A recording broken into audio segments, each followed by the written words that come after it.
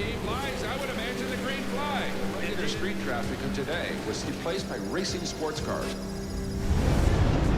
Who's got the Podiums? It's got to be the Mazda. The Mazda has beaten the Honda up the hill. Wow. That is extraordinary. The longest road course on the schedule. It is America's National Park of Speed. They call it old school. It's been here since 1955. It is Road America.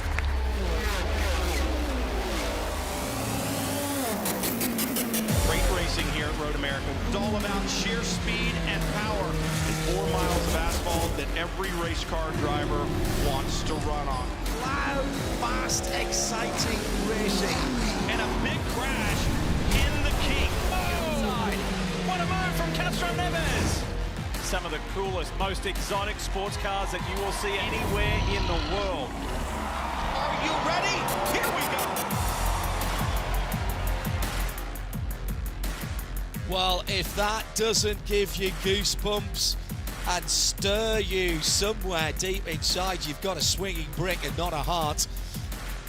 America's National Park of Speed, living up to its name this weekend with perfect weather. Chamber of Commerce weather, as my co-commentator Ryan Marine here in the For Performance Global Broadcast Centre called it yesterday, and it's turned up trumps again today.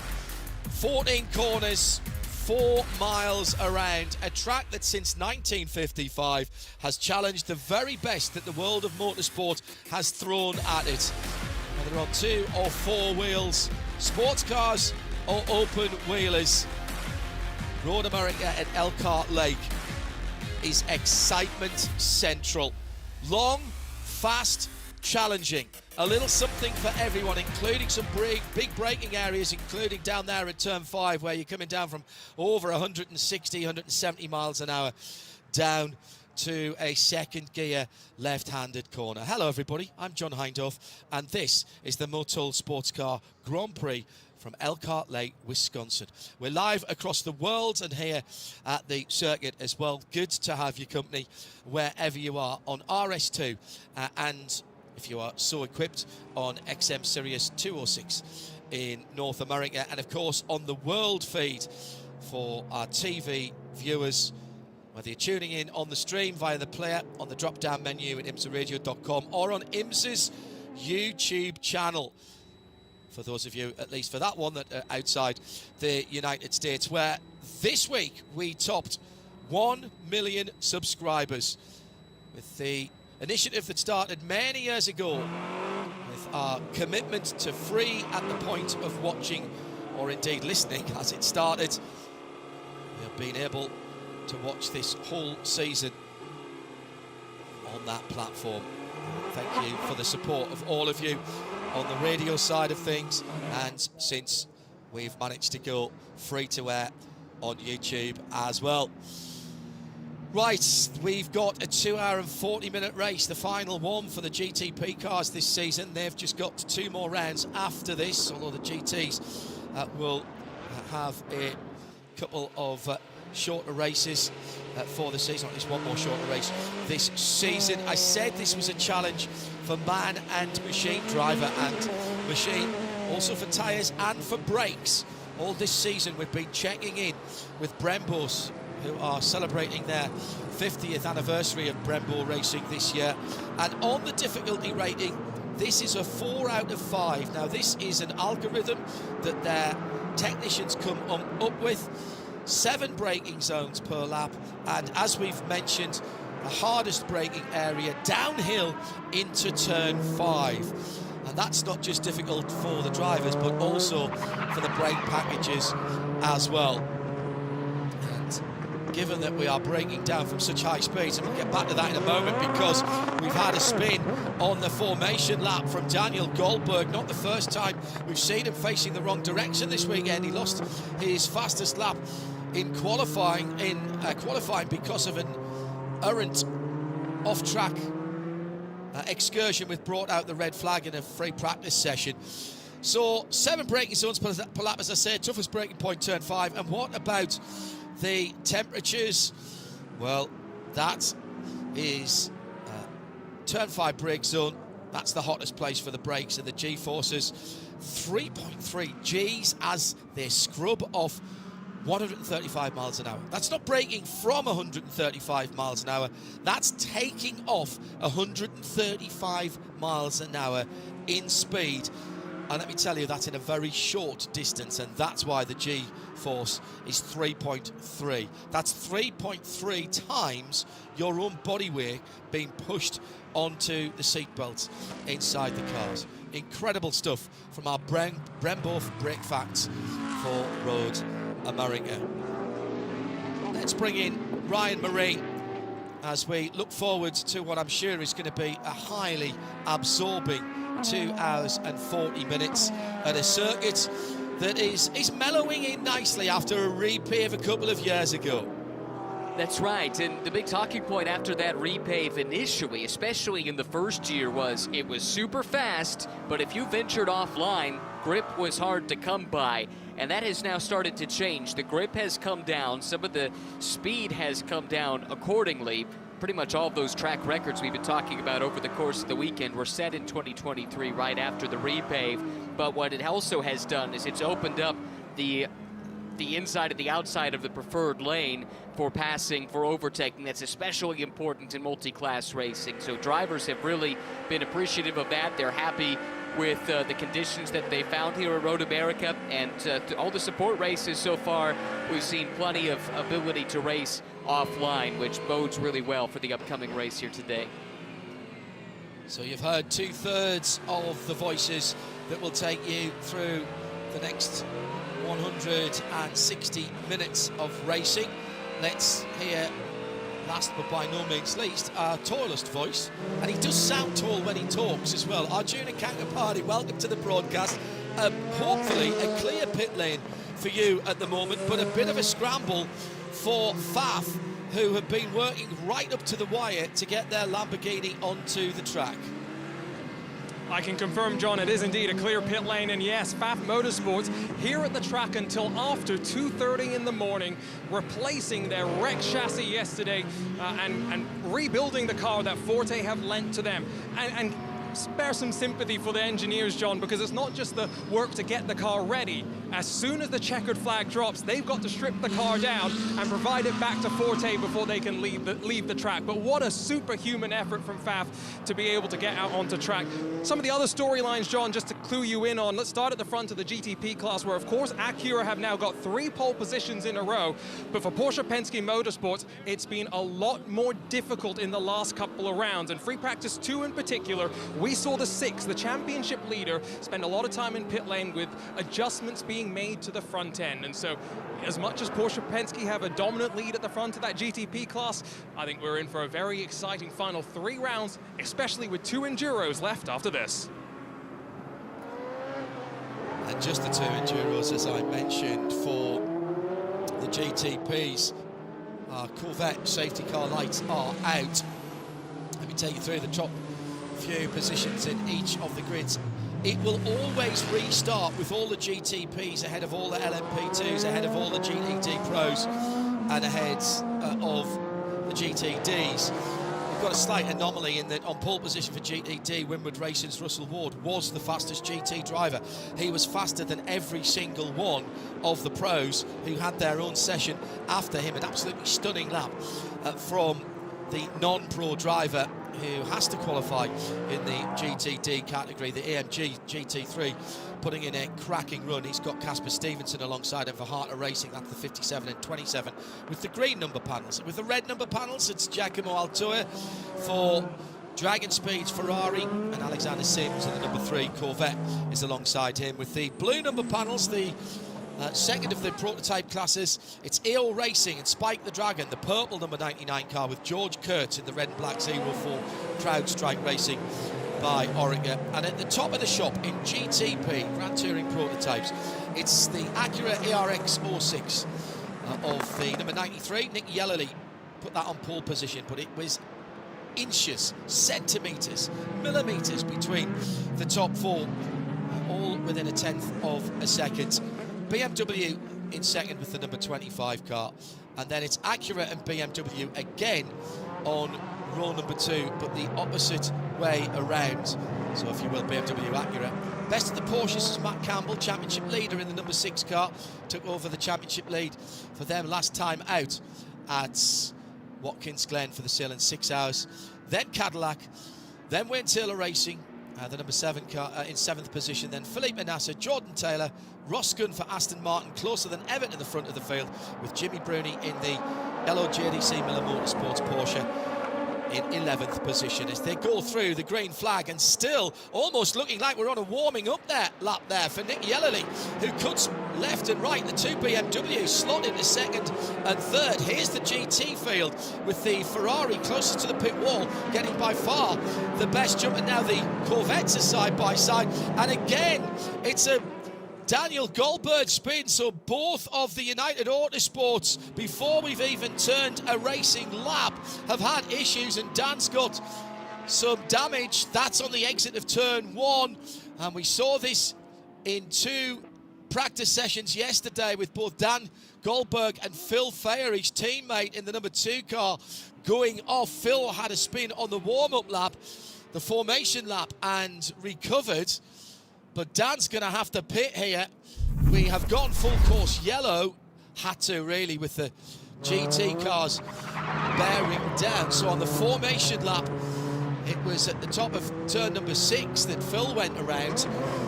That was recovered from. No harm, no foul, as it were. But then, exit to turn 1, Goldberg goes wide and clouds the barriers on the right-hand side. Now, who was right there? George Kurtz and Tony Kasimits, both in close attendance. And I'm sure that race control will be having a look at that. Dan has reversed the car back onto the track. I'm not sure how helpful that is, because now we've got a block track on the exit. 04 confirmed from race control. That is being looked at. Ryan Marine, our Porsche keys to the race, starts and restarts, and heavens above, if it's not right at the exit of turn 1, lap 1.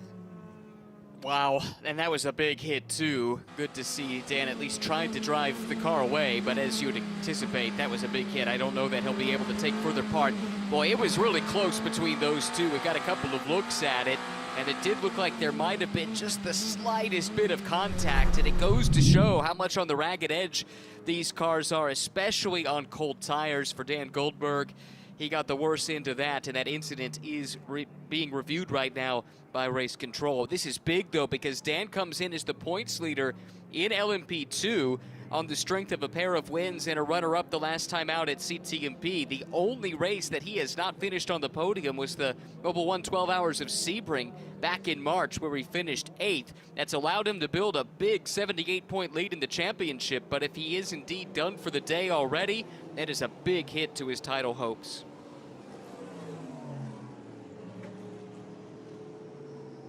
They'll absolutely want to get that car back to the United pits, because come hell or high water, they will fire that in. So with the car dropping down the field, they've already had their lead cut to 23 points for Dan Goldberg, who's in that championship lead on his own because he's had different co-drivers this year. He will drop to 14th position in LMP2. So as he's now being lapped, I can give you, through the power of our supercomputer that is Aaron, he's now down by 107 points. So right now, the 99 car of Dane Cameron and PJ Hyatt are leading in the LMP2 points category by 107 points, with Gar Robinson and Felipe Fraga 2 or 1 back from the leading car, which is now Spike the Dragon. And that is why Ryan Marine, when that car comes back on the flatbed, whatever the suspension damage is at the back, they'll want to get that car out in case that anyone else has a problem, and they can grab back 10 points here, 20 points there. This could be absolutely crucial. We think of a championship being won on the track. This could be a crucial piece of paddock work that could bring the championship back to United. undoubtedly. And that United team, they're as good as they come. So if that car can be salvaged, if they can get it back out on track, you know that they will. But man, what a frustrating weekend for Dan Goldberg all around. He had the incident at the spin that brought out a red flag in one of the practice sessions, had the spin on the formation lap here, and then ultimately into the tire barrier. This is not the way he dreamed this one up, especially with the return of Paul di Resta, who he was without the last time out at CTMP. Paul was busy in the World Endurance Championship, so that's why Dan Goldberg and Paul di Resta are on a different points tally at this stage in the season. Oh, this is just as frustrating as it gets for Dan, who's had a really good season up to this point. It just goes to prove what we always say is a season's not over until it's over. Even more than any other sports league. If you consider a championship season in motor racing as a sports league, well, each week, if you're a stick and ball team, you play one game. And therefore you win it or you lose it, and you get the points or the win or the loss, or in some cases the draw, the tie, based on that result. Here, you can be the fly or you can be the windscreen, and you can win or you can be down in 14th position, and the point swing at that is much more than just a win or a loss, Ryan. Oh, it's huge, and you know, I'm not sure that there's a stick and ball equivalent to dominating a race or a game and having something mechanically go awry, and all of a sudden you go from having what appears to be an insurmountable lead to absolutely nothing, which is what Tom Dillman had at CTMP for Inter Europol, the last race in Canada. So yeah, it is a frustrating game from time to time, this motorsport game, and Dan Goldberg right now is on the wrong end of it. I suppose the good news is they've built such a margin. You don't really want to rely on it. You don't want to think of it as a cushion, but no. I suppose that's what it's there for, to at least make it so that even though they will drop down the order almost undoubtedly, given the way this race is already playing out, but that hopefully keeps them in striking distance with still 2 long-distance races to come. It's left rear, I think, where the worry will be, not just for the suspension, but whether there is the drive shaft into the gearbox in the back of that car.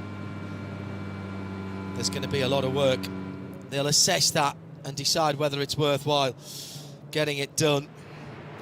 Mention of Inter Europol, by the way, that very unusual incident at the end of the Canadian Time Motorsport Park race we made mention of in the Porsche Keys to the race. Tom Dillman has had an operation on his back. He's in recuperation at the moment, and I am absolutely certain that Tom will be tuned in on the World Feed TV at the moment.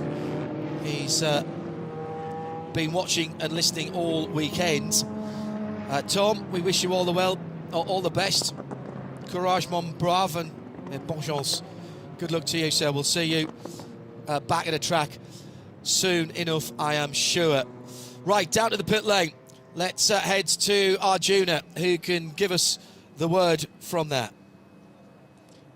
One of the storylines in qualifying yesterday was Team Tonus up there in the top 5, and I'm here with Matt Brabham, who did race 5 races last year in an LMP2 car, but I know you've been doing some stadium super trucks a little bit more. What's it like to be back in the downforce machine? Oh, it's awesome. I mean, obviously there's no jumps out there at the moment. You never know with all this debris and what's going to happen in this race, but keeping it all 4 wheels on the ground this weekend and having a blast. I mean, we've raced super trucks here before, gone over jumps, raced Trans Am here a couple of months ago, and then back here with Team Tonus. We're a new team. Tonus is running P3 right now, so I mean, he's doing an incredible job, and we're so proud of this little small team, and we're new to it all, we're learning, but so far so good. And we mentioned this in our countdown to green. The plan is obviously to hopefully run a full season in 2026. Did you expect to hit the ground this well here at Road America? No, I mean, we had no expectations. We got 2 good drivers. I mean, Tonus is awesome. You know, I like to think I'm a pretty good driver as well myself. You know, not gonna pat myself on the back there, but yeah, we have some good drivers, and it's been a lot of fun hitting the ground running with these guys, and it's all new to everyone, and you can see the glisten in their eye when they're new to these LMP2 cars, and it's special to see. It's a lot of friends and family, right? Does it make it a bit more special? Yeah, I think so. I mean, obviously, we all know each other. We've been around in different paddocks. You know, I've raced Tonus in historic cars before, so we've always been competitors, and now we're teammates. And yeah, it's definitely pretty cool. Enjoy the day. Taking up 10 minutes of the 2040. And we are behind the safety car for a heavy impact on the exit of turn 1, and that incident between Daniel Goldberg and George Kurtz in the 22 United and the 04 CrowdStrike APR car is under review.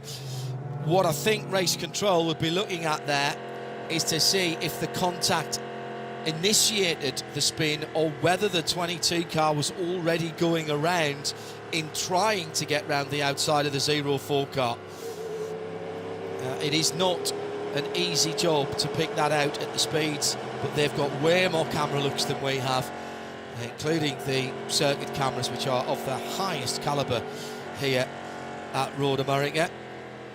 And we can say that because for many years our broadcast booth, the Full Performance Global Broadcast Centre, was right next to race control, as it still is when we're at Daytona. Actually, the process that is gone through in race control to analyse these incidents on track is comprehensive. They know what we know,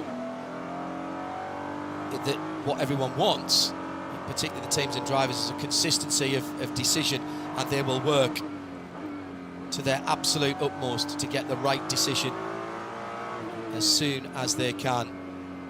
But they'd rather take a bit longer to get the right decision than a knee-jerk reaction, and that is, to me, Ryan Marine, is absolutely the right thing to do. I always say the job that I would never want is to be in race control and have to make those differences. Some people think I am demeaning what those people do there. That is quite the reverse. I think they've got the hardest job at a racetrack, to be able to pick apart these incidences and do it in a way that is consistent for every incident that comes through, when quite clearly, by the nature of motor racing, every single incident is unique and therefore totally different from the last one you looked at.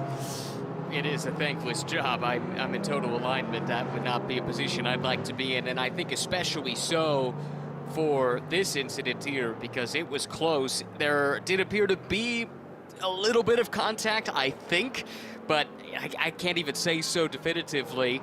And it's so hard to tell what was cause, what was effect, when you factor in cold tires and things like that at the very start of the race. What's a racing incident and what's something that deserves a penalty? Anyway, all of these things are what the stewards will be looking at, and as you say, I would agree wholeheartedly. I don't want to have any part of that job, trying to make that determination. Let's go quickly to the pit lane for a quick interview. Pace car lights are out. Arjuna, who have you got? Quick actual update on the 22 as it's unloaded off the flatbed and wheeled back into the garage. The left front's taken a bit of a impact as well, and I think they may have to do some work there. But John, it's the left rear where the majority of the damage lies. Obviously, we saw the car back into the wall, but I've got to say the right rear, except for the clip coming apart a little bit, looks relatively unscathed. Let's see how long it's going to take them to get the championship leader back out onto track. Going to work straight away, and we'll keep an eye on that. We're coming back to green flag racing. So Nick Yellerly has to do it again. Starts and restarts, one of our Porsche keys to the race. It has been a little bit easier for the other series we've watched this weekend, when it's been line astern single file, but it's a very, very long run from turn 14 to the slight braking area, turn 1.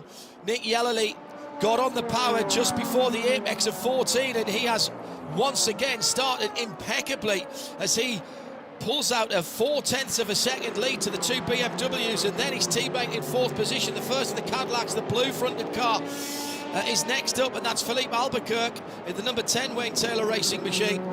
Then the Whelen Cadillac with the red front, then the two Porsches, and it's 7 from 6. So Felipe Nasser in all of that has got through, and second place in the championship, ahead of first place in the championship in terms of the Porsche battle. Ryan Marine.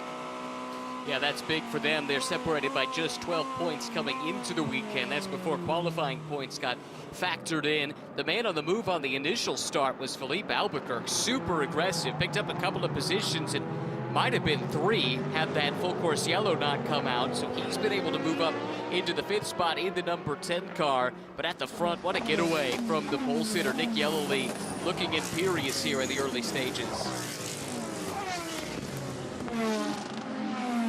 Incident at the first corner has been reviewed and deemed as incidental contact, so no further action. And I think that's because what they've seen there is what I suspected from the onboard of the 04 car, is that car was already starting to slide, that car being the number 2 car, before the 22 car, excuse me, the United car, was already starting to slide before any contact ensued. So effectively it was coming back across George Kurtz, but the initial slide had already happened, and therefore the contact was incidental to the incident and not the cause of it. As we've got the Ferrari off, the yellow Ferrari, the number 70. It's the Inception car at turn 7. If you've ever done a lap on a platform game or any of the simulations, you'll have done that. And Brendan Arieb, who leads the Bronze Cup for Inception Racing, has swiped the wall on the right-hand side, and we'll see the Corvette again. It's another full course caution. This is now a standard yellow. It was a short yellow before, so the pits did not open. There will be a pit cycle this time around, and it's going to be more work for our track services team. I think he was on his own. Yes, he was. Just took too much speed into turn 7. That tricky right-hander at the top of the hill before you head down Hurry Downs. Did he just get offline? Too much curb on the inside. Hit the slightly raised part of the curb, and he was a bit unlucky there, Brendan, because he tried to save it, and in doing so, he missed the tyre barrier and hit the concrete wall, and he's done some right front suspension damage, flattened the rear tyre, and scraped all down the normally immaculate Inception Ferrari. His thumb's just come out the window, so he's okay. Just looked like he's turned in slightly too much and hit the inside curb. He's annoyed with himself, Ryan, there. Looks that way. Glad he's all right. It was a pretty good lick to the left side, and you're right, he just barely missed the tire barrier, and it's amazing how much the tire barrier can absorb an impact like that. Concrete wall just can't, and that Ferrari was left to absorb the contact. It looks like day done for Brendan Arieb, who is, of course, coached by Ollie Milroy, who had his planes, trains, and automobiles episode trying to get here in order to coach Brendan. We talked to him earlier in the weekend. Not the way that any of them envisioned this one coming to an end. And I was right, Tom Dillman is listening in, and he says he'll be back on the ground by the time we get to Indianapolis. Well, Tom, that is very, very good news indeed. Listening from at home. Now, Brendan Arieb's got back in the Ferrari. Whether he thinks he can drive it or maybe get towed back. No, is he trying to get it out of first gear? It's in first gear at the moment, and therefore they couldn't move it. Now he's kicked it down into neutral. There's normally a button on the steering wheel of the GT3 cars. Sometimes you have to restart the engine to make that happen. Depends if there's enough power in the system, whether it's hydraulic or pneumatic or electric. Could be any one of those three. High Five Collectibles, that's Les and Christina watching from Toronto in Ontario, Canada, supporting FAF Motorsport and what they're calling Frank and Julia. Julia was the name of the chassis that got written off earlier in the weekend. Ray Lathern watching from Cape Town in South Africa, obviously following Shannon von der Linde, of course. Beeb the cat having a cat nap at the moment. Alan Prosser tuned in as ever, and Right Turn Lover in Central Europe. Kevin Payne into Europe all tuned in as well. Jeff Whitmore also giving us a hello at IMSA Radio if you'd like to get in touch with us. Chris Suku now about to move into his man cave once the sun goes down in the UK, where it is 7:30 British summertime, 8:30 in the UK. End of a busy motorsport weekend. Perfect timing for the Motul SportsCar Grand Prix, whether you're a rally or an open wheel fan, whatever you've been watching this weekend, or a touring car fan in the UK, of course. It was Croft British touring cars this weekend. Settled down for still over 2 hours and 20 minutes, or just on 2 hours and 20 minutes. Paul de Resta having a look at the damaged car in the pit lane and consulting with the team. They are going to try and get that car back out and get some points. Paul back as the teammate of Dan Goldberg this weekend, because he was on duty for Peugeot at the Canadian Tire Motorsport Park event, as he is one of their Le Mans hypercar drivers. At the front of LMP2 then, PJ Hyatt leads for AO Racing. At the front of GTP and the front of the line, it's Nick Yellerly. At GTD Pro, Dragon Speed from pole position ahead of the two Corvettes. Should mention that the two BMW, Sheldon van der Linde and Dries van Tor, are now second and third after the opening squabbles.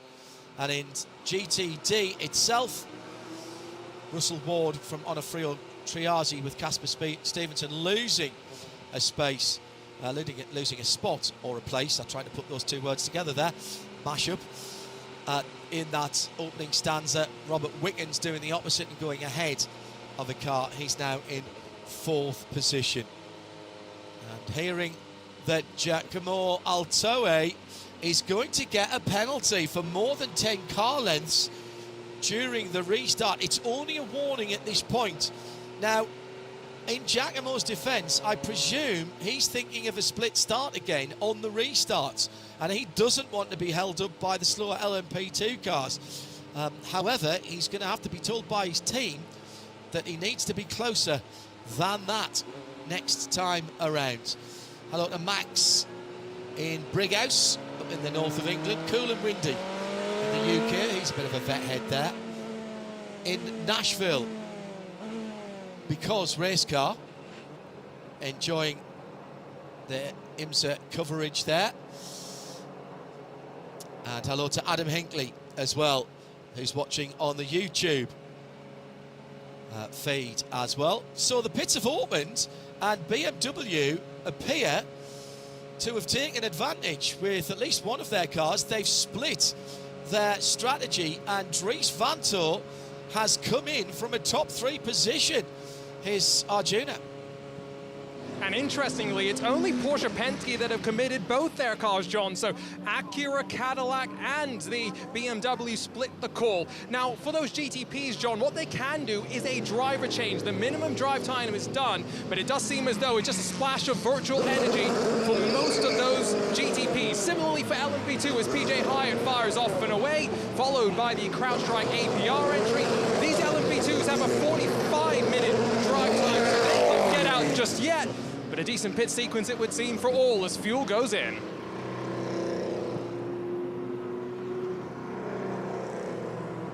What do you make of that then, team manager Ryan Marine?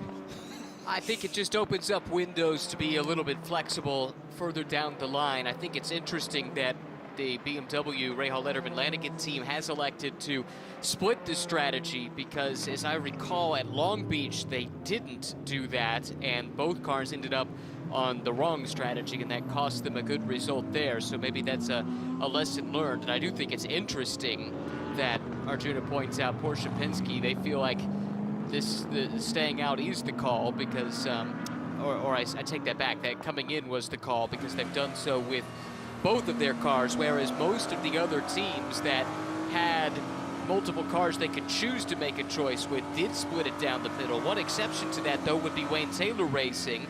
They've kept both of their Cadillacs out on track, so maybe that's a bid to get them some track position, similar for JDC Miller, similar for the Heart of Racing and their Aston Martin that are now 5th and 6th, having stayed out. Hello to Joe of the North, tuned in. watching and listening. We've mentioned Right Turn Lover. A couple of German viewers and listeners. Rafi, studying in Germany. He's doing his sensors and statistics exam on Friday, so doing a little bit of revision there. And Thomas Ricker from Germany as well. He says, I'll send you a note whilst we're under full course yellow. Spirit and Wood. Hello. Booked to attend the IMSA Battle on the Bricks in person again in September. David Land, Jonathan Tuckwell as well. At IMSA Radio if you want to get in touch with us here in the Ford Performance Global Broadcast Centre. The left-hand side of that Ferrari does not look as it should. Not how it came out of Modena, or Maranello, should I say.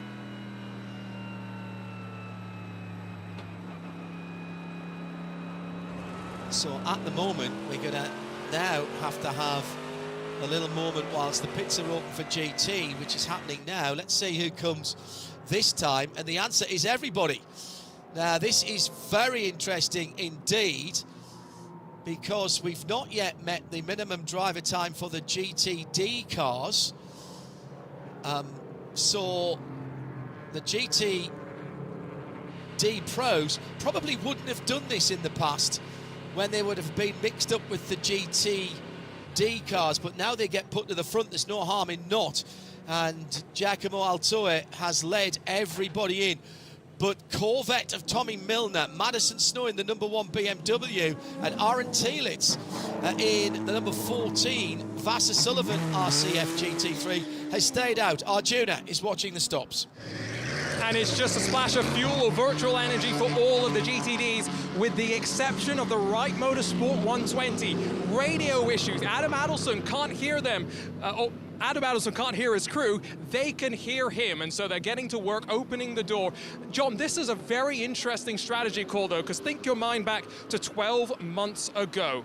This race was won by a team that did 2 hours and 40 minutes in one pit stop. We're definitely not doing that from here. So, hello, Joseph 97, all autumn mental. To Hey Serena,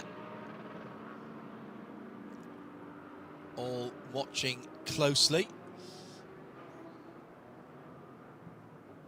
So again, a split for some, and Corvette Racing by Pratt Miller. I find it hard ever, Ryan Marine, to argue with them. They've split their strategy, so have Paul Miller Racing. And so, well, Vassar Sullivan have two cars, but they're in two separate classes, so they've boxed both, they've pitted both of their cars. Sorry, I was watching Formula 1 earlier. So, interesting strategies there by two very experienced teams in GTD Pro. Yeah, I think it makes some sense for Vassar Sullivan and for Paul Miller, because they were down the order, didn't have a great qualifying effort. So this gives them some track position. This gives them a chance to do something a little bit different. I think also for Corvette, just splitting the strategy means they're covering off both eventualities. One thing I did notice that is fascinating, as far as I'm aware, only one team in GTD Pro did this, but FAF elected to do their driver change. So Marco Mappelli is out, Andrea Caldarelli is in. That minimum drive time in GTD Pro is just 10 minutes, so that has been met, no problems there. And if nothing else, that just takes one thing out of the equation for later in the race for them. They don't have to worry about doing a driver change, which could make a splash and go or something like that viable down the road. I think that's a really interesting call. They were at the back of the pack anyway, and they elect to do something that I don't believe anybody else in GTD Pro did.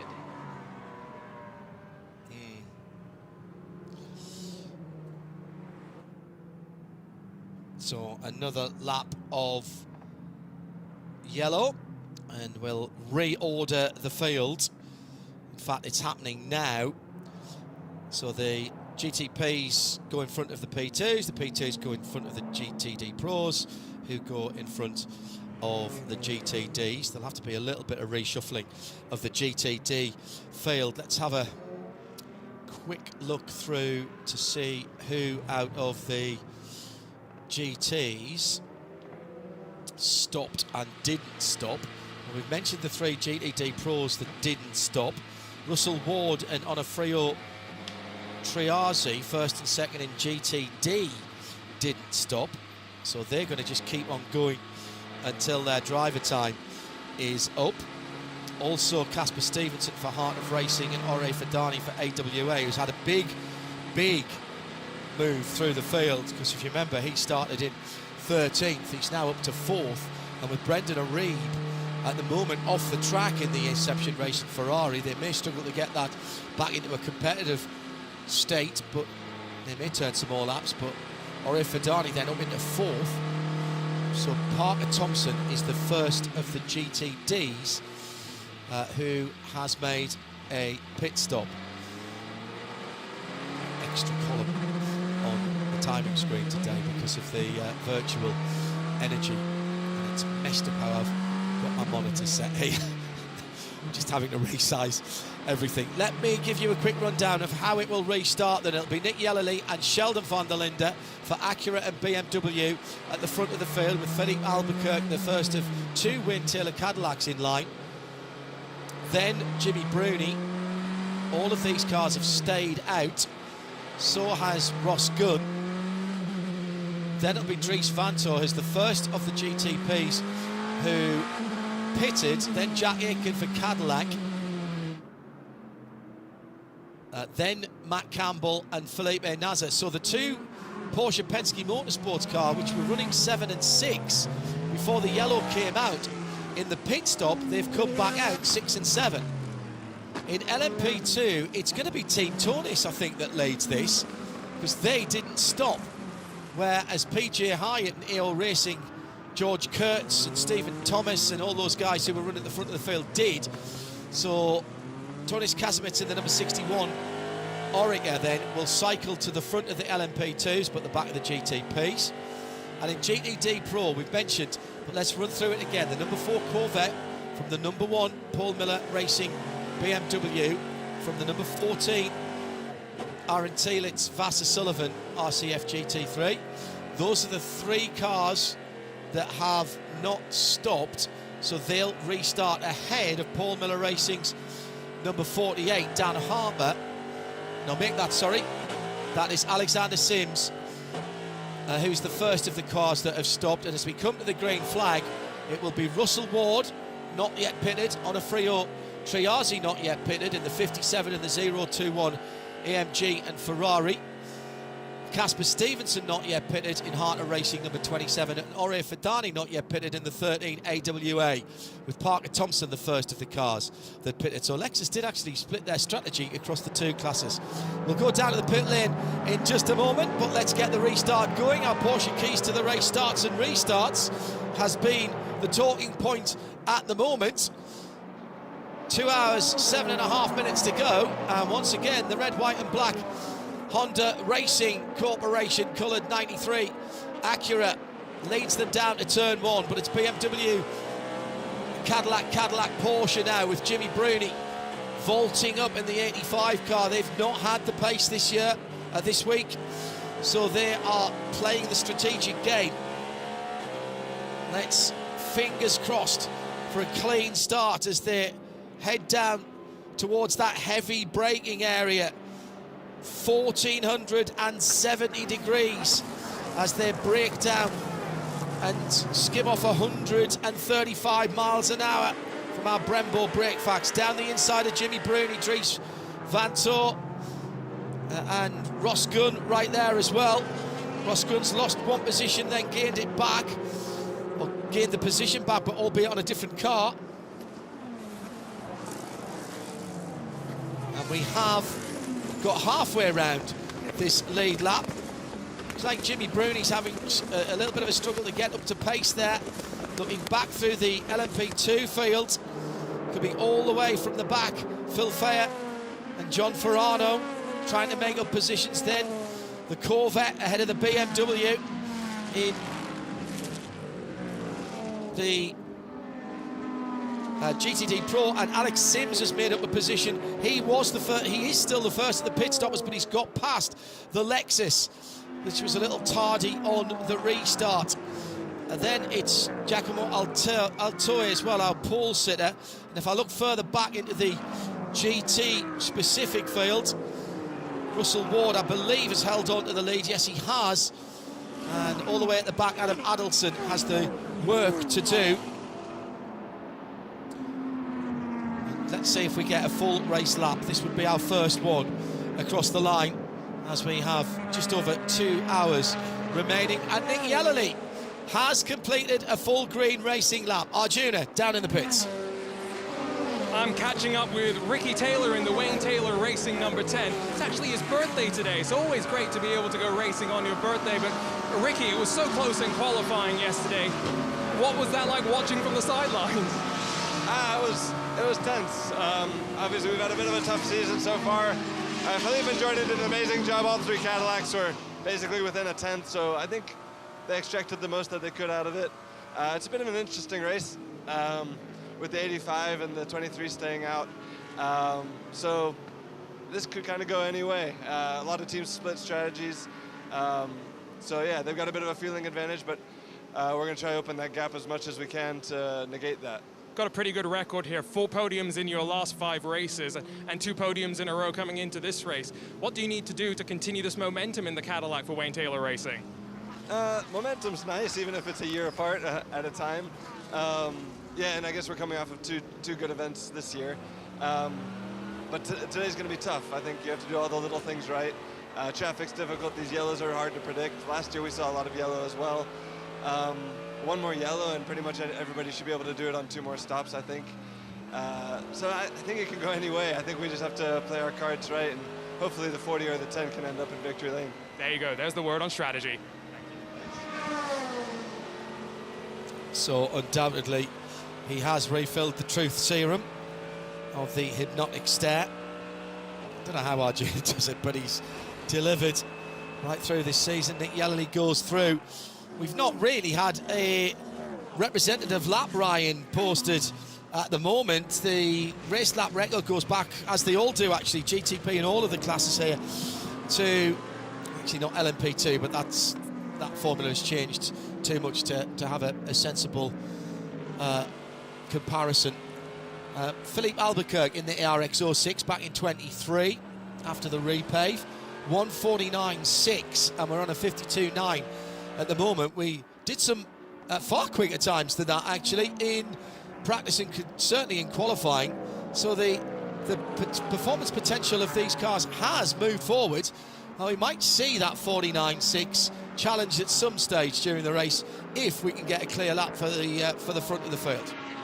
Well, hopefully this race can get into a little bit of a rhythm, because right now we're lacking some of that. We mentioned at the start the overlap between the GT classes and how the front runners in GTD have been quicker than some of the cars in GTD Pro, and that's happening right in front of our eyes right now, where the GTD leader, Russell Ward, he's already passed one GTD Pro car. That's Andrea Caldarelli in that FAF car that's had all the struggles this weekend. Now he's right behind Lauren Heinrich, and that's backing him up to the rest of his class. Yeah, not been a banner weekend either for the EO Racing Porsche. That linked with moving to GTP next year. They've been coy about that, although not dispelling the rumours. Gunnar Jeanette asked about it.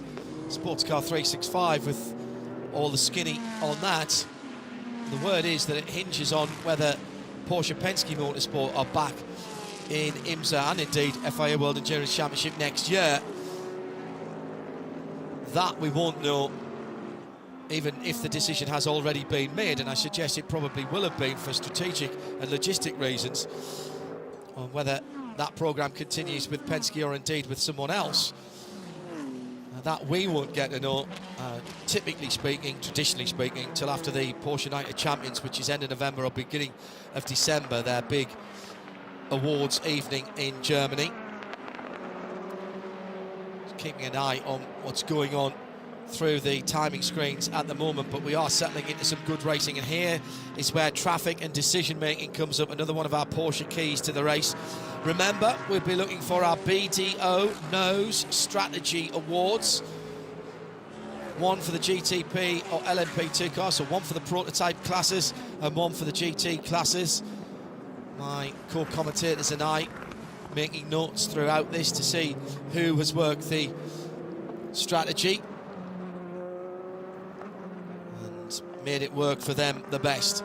Side by side, and into Europol goes through and makes up a position on Luis Perez Companc in the blue AF Corsa. That was a smart manoeuvre at turn 6.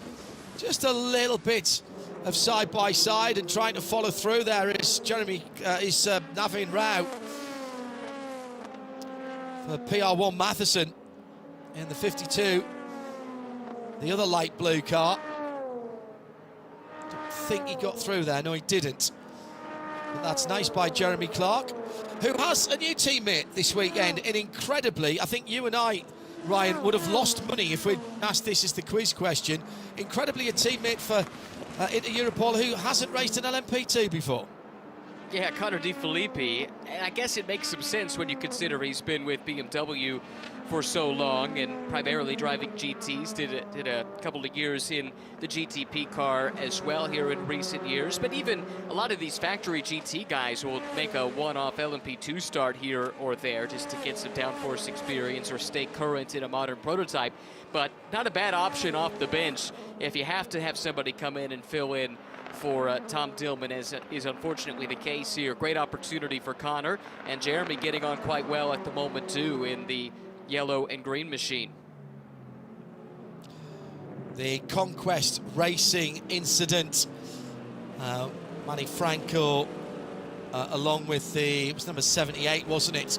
That was the other car involved there. That has been reviewed. Misha Goikberg for Forte Racing, and has been, again, that has been decided to be incidental, that contact. So here's the problem for number 57 and Russell Ward as he crosses the line. Right ahead of him now, he's got Chris Meese in the Ford Multimatic Ford Mustang GT3. I did say that Russell had put a qualifying time in that was faster than all of the GTD drivers. In fact, it was only Giacomo Altua who got anywhere near him. And now he's being held up by Chris Meese. And I hope, Russell, when you watch or listen to this programme back, you can clip that, because you are being held up by Christopher Meese, one of the best GT3 drivers in the world. And in his position, running Winward Racing, Russell Ward will absolutely know that. A little bit of damage on the rear of the Mustang. That was caught with side-by-side contact down at Canada Corner with the 77 Lauren Heinrich driven AO Racing Porsche. And they were both off the track actually at that point.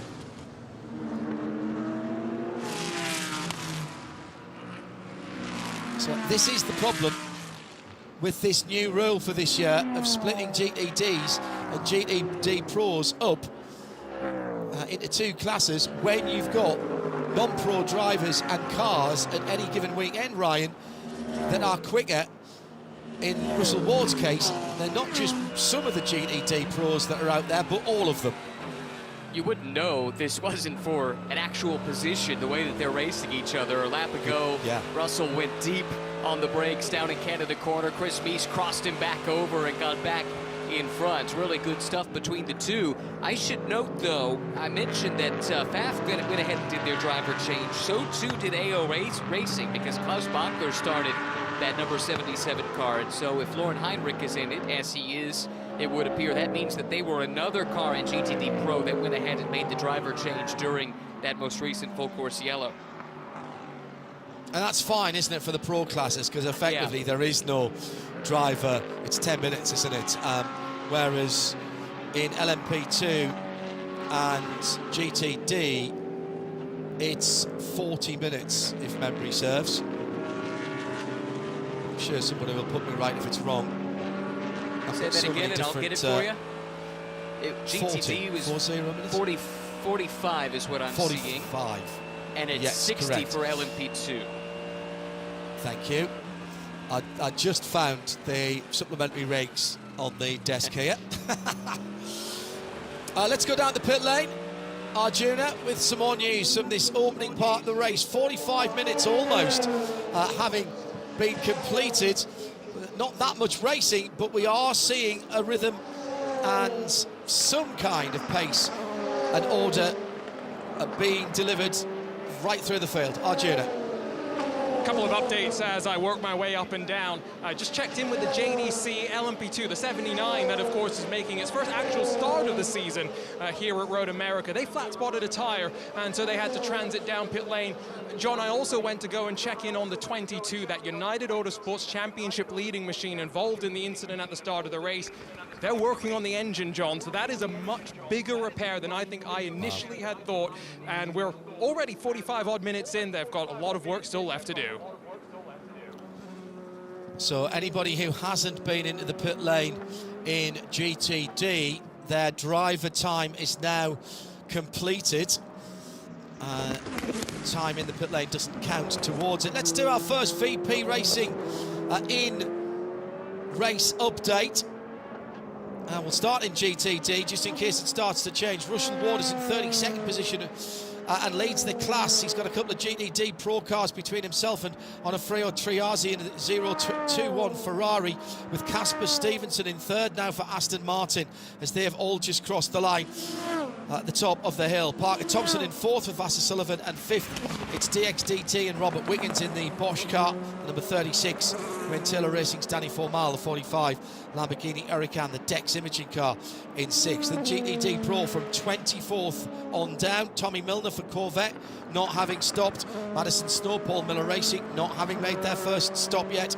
And in third, Alexander Sims for Corvette Racing, number 3, has made a stop. In LMP2, the prototype field is led by AO Racing.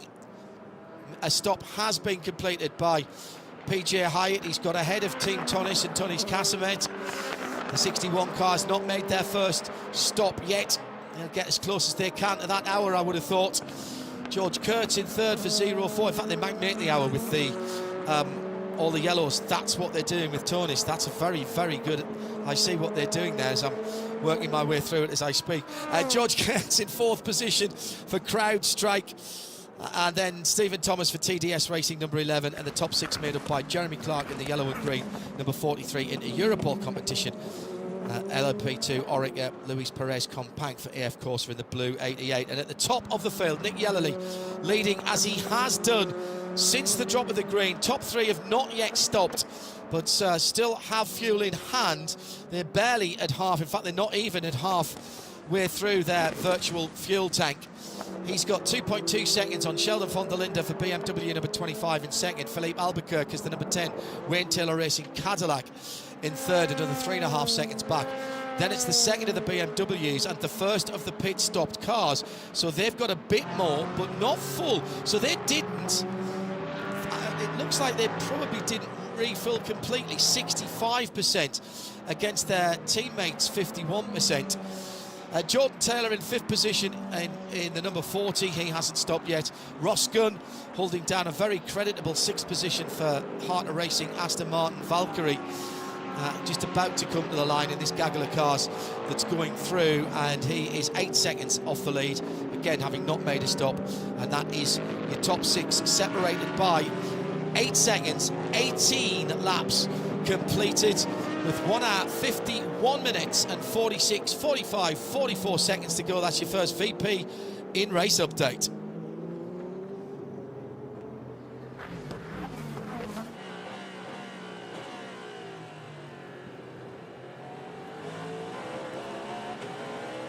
So we've got a bit of order having returned now to the field. Ryan, what are you picking up? Who's got the pace, who hasn't got the pace? A couple of things to note before I get to that. There, we saw the contact, didn't we, between Lauren Heinrich and Chris Meese that led to the damage to the Mustang. That has been noted by race control, and the 65 of Meese has been given a warning for that contact. Also, we were talking about the difference in energy remaining between those that pitted and those that stayed out during that full course yellow in GTP. And at the time, those that went ahead and topped off, they had about a 13 to 15% advantage on energy over those that stayed out, and that's held largely true even since the restart. So that's the kind of margin that we're looking at there. In terms of who has the pace, maybe I'll start in LMP2. PJ Hyatt has raced his way back to the lead, as you pointed out, and he has pulled away from Tonis Kasemets. He is absolutely flying at the moment. And I think it's safe to say that Acura and BMW, their form from qualifying as far as the GTP cars are concerned has carried over, because although the Cadillac of Albuquerque was able to get some track position by staying out, they have not been able to keep pace with the top two since the restart of this race. Into the pit lane for Corvette number 4, Tommy Milner. And this then at 50 minutes elapsed. Now, I would not have thought, well, I would have thought they needed to do this on fuel with all the yellow we've had, but Tommy is out of that Corvette. And already the incoming driver, Nicky Katzberg. Wow, that was so quick. I'm not sure I can get into that car. Never mind get in, put my straps over the hands device, get myself settled and started up. That was super quick. Absolutely super quick. Incredible stuff. I'm not sure if there was any other problem there, but that seemed a bit early to me, given all the yellow that we've had. It's only 11 laps of running. Only 19 laps of running. It is early from a fuel perspective, definitely, but I think they're in a place now where they can do this on one more stop. So they're going to go ahead and do that now, I think, and that again puts them then in a sequence where if they run it for roughly an hour, then they'll have roughly an hour, a little bit less still to go. Good spot. So I think when that window opened, they wanted to go ahead and jump in and then be able to take advantage of yellows and things like that as well, should they fall fortuitously in the remaining time here. That is a very good spot. I was just doing those calculations. So 108 minutes when he came back out, 264, 250. Arithmetic, never my strong point. 108 minutes to 54-minute runs, if you will, and the GTD Pros will do that. I think that is the way it works. I tell you what, shall we not speculate? Hello to Brian D, by the way. Thank you very much for your nice comments watching on the IMSA official YouTube channel. Let's ask Tommy Milner, who just got out of that car. Here's Arjuna. Bit of a split call for Corvette Pratt and Miller, and Tommy Milner jumps out. We're just speculating on strategy. Is it one more pit stop from here to the end? I haven't even talked to the engineers yet. I'm assuming that's their thought. Probably also with all this LMP traffic now that the pace will drop as well. So that's my guess. Haven't talked to them yet. But our Corvette Z06 GT3R is very good right now. Very, very happy with it. We're definitely on a different strategy. So we'll see what happens, but that was our plan today, was to do something a little bit different between both cars, and we'll see what happens. The 3 car or the 4 car, or maybe somebody else, you never know. Second and third in qualifying for the 3 and the 4, but I heard you had a moment through the kink. Scary? Anything that's not exactly under control in the kink is scary. Yeah, my first push lap, I went to turn in, and I had a little bit too much understeer. And thankfully, there's a little bit of extra curb and even some AstroTurf, as I found out beyond that. I had a moment last year in testing here in a Corvette as well, and I couldn't help but watch that back before the weekend, so I was trying not to do that again. You've been on track now in racing conditions. Track surface evolution compared to last year is offline a little bit better? Yeah, probably less of a difference between on racing line and off a little bit. I can see marbles quite a bit already, so that'll definitely play a role as the race goes on. The pace is a little bit slower than last year, so probably a little bit less grip. But it seems like with other tracks that have had resurfacing recently, that kind of year 2, year 3, year 4, you lose that ultimate grip, but you get a little bit more raceability So, yeah, we'll see. I didn't have to race too much there at the start. Most of the guys got away, just sort of pulled away from me or pulling the pits there. Have to watch a little bit and see how it races. I'll let you check in with the engineers. Thank you. Thank you. Team Tonis Kazimest into the pit lane because he's picked up one of the banners from the side of the circuit in a little off-track moment. That will be an unscheduled pit stop, but he's not yet done his full 1 hour either. But we've also got GTD pit stoppers, the Pro cars, Paul Miller Racing, with their car into one of their cars into the pit lane. That's Madison Snow in the number 1 car, and also Andrea Caldarelli with the rebuilt Lamborghini is in the pit lane. Tonis Kazimest then in the 61 car, the all-carbon machine. Car that came from Spain, needed a bit of work doing to it before they could bring it out, and they've worked really hard to get this car into the championship. Of course, Tonis raced in the Ligier, didn't he, with Sean Creech, so no stranger to this category. To the bumper being asked for on the Ford Mustang number 65 at the next pit stop. Don't have to come in now. So yeah, Tonis going off at the exit of the carousel just before the kick, and a fine piece of George Kurtz. Full course yellow. And this is for the LMP2, number 52 of Naveen Rao.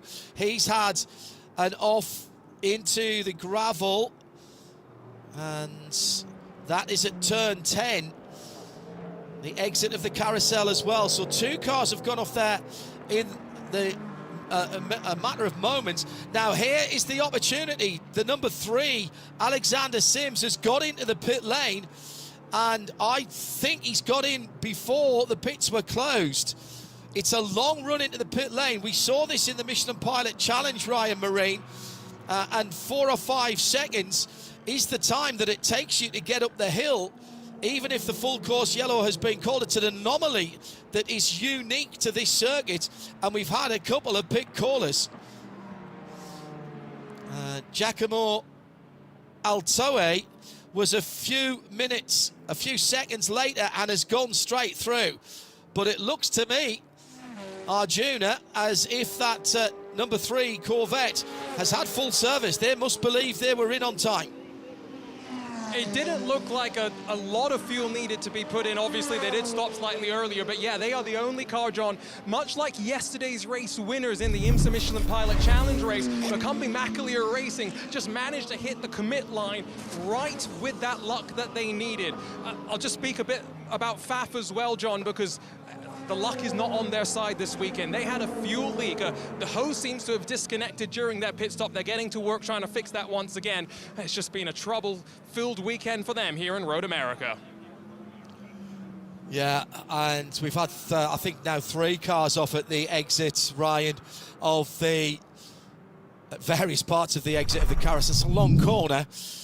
A couple of them got away with it. So the Dragon Speed car came into a closed pit and has been called for that, but as it went through, there will be no penalty, no call on the number 3 car, so they have got in and completed a legal pit stop. Naveen Rao is out of the PR1 Matheson Motorsport Oregon, and here is why United are working to get that championship leading Dan Goldberg car back out on the track, despite the fact there was more damage than they might have thought.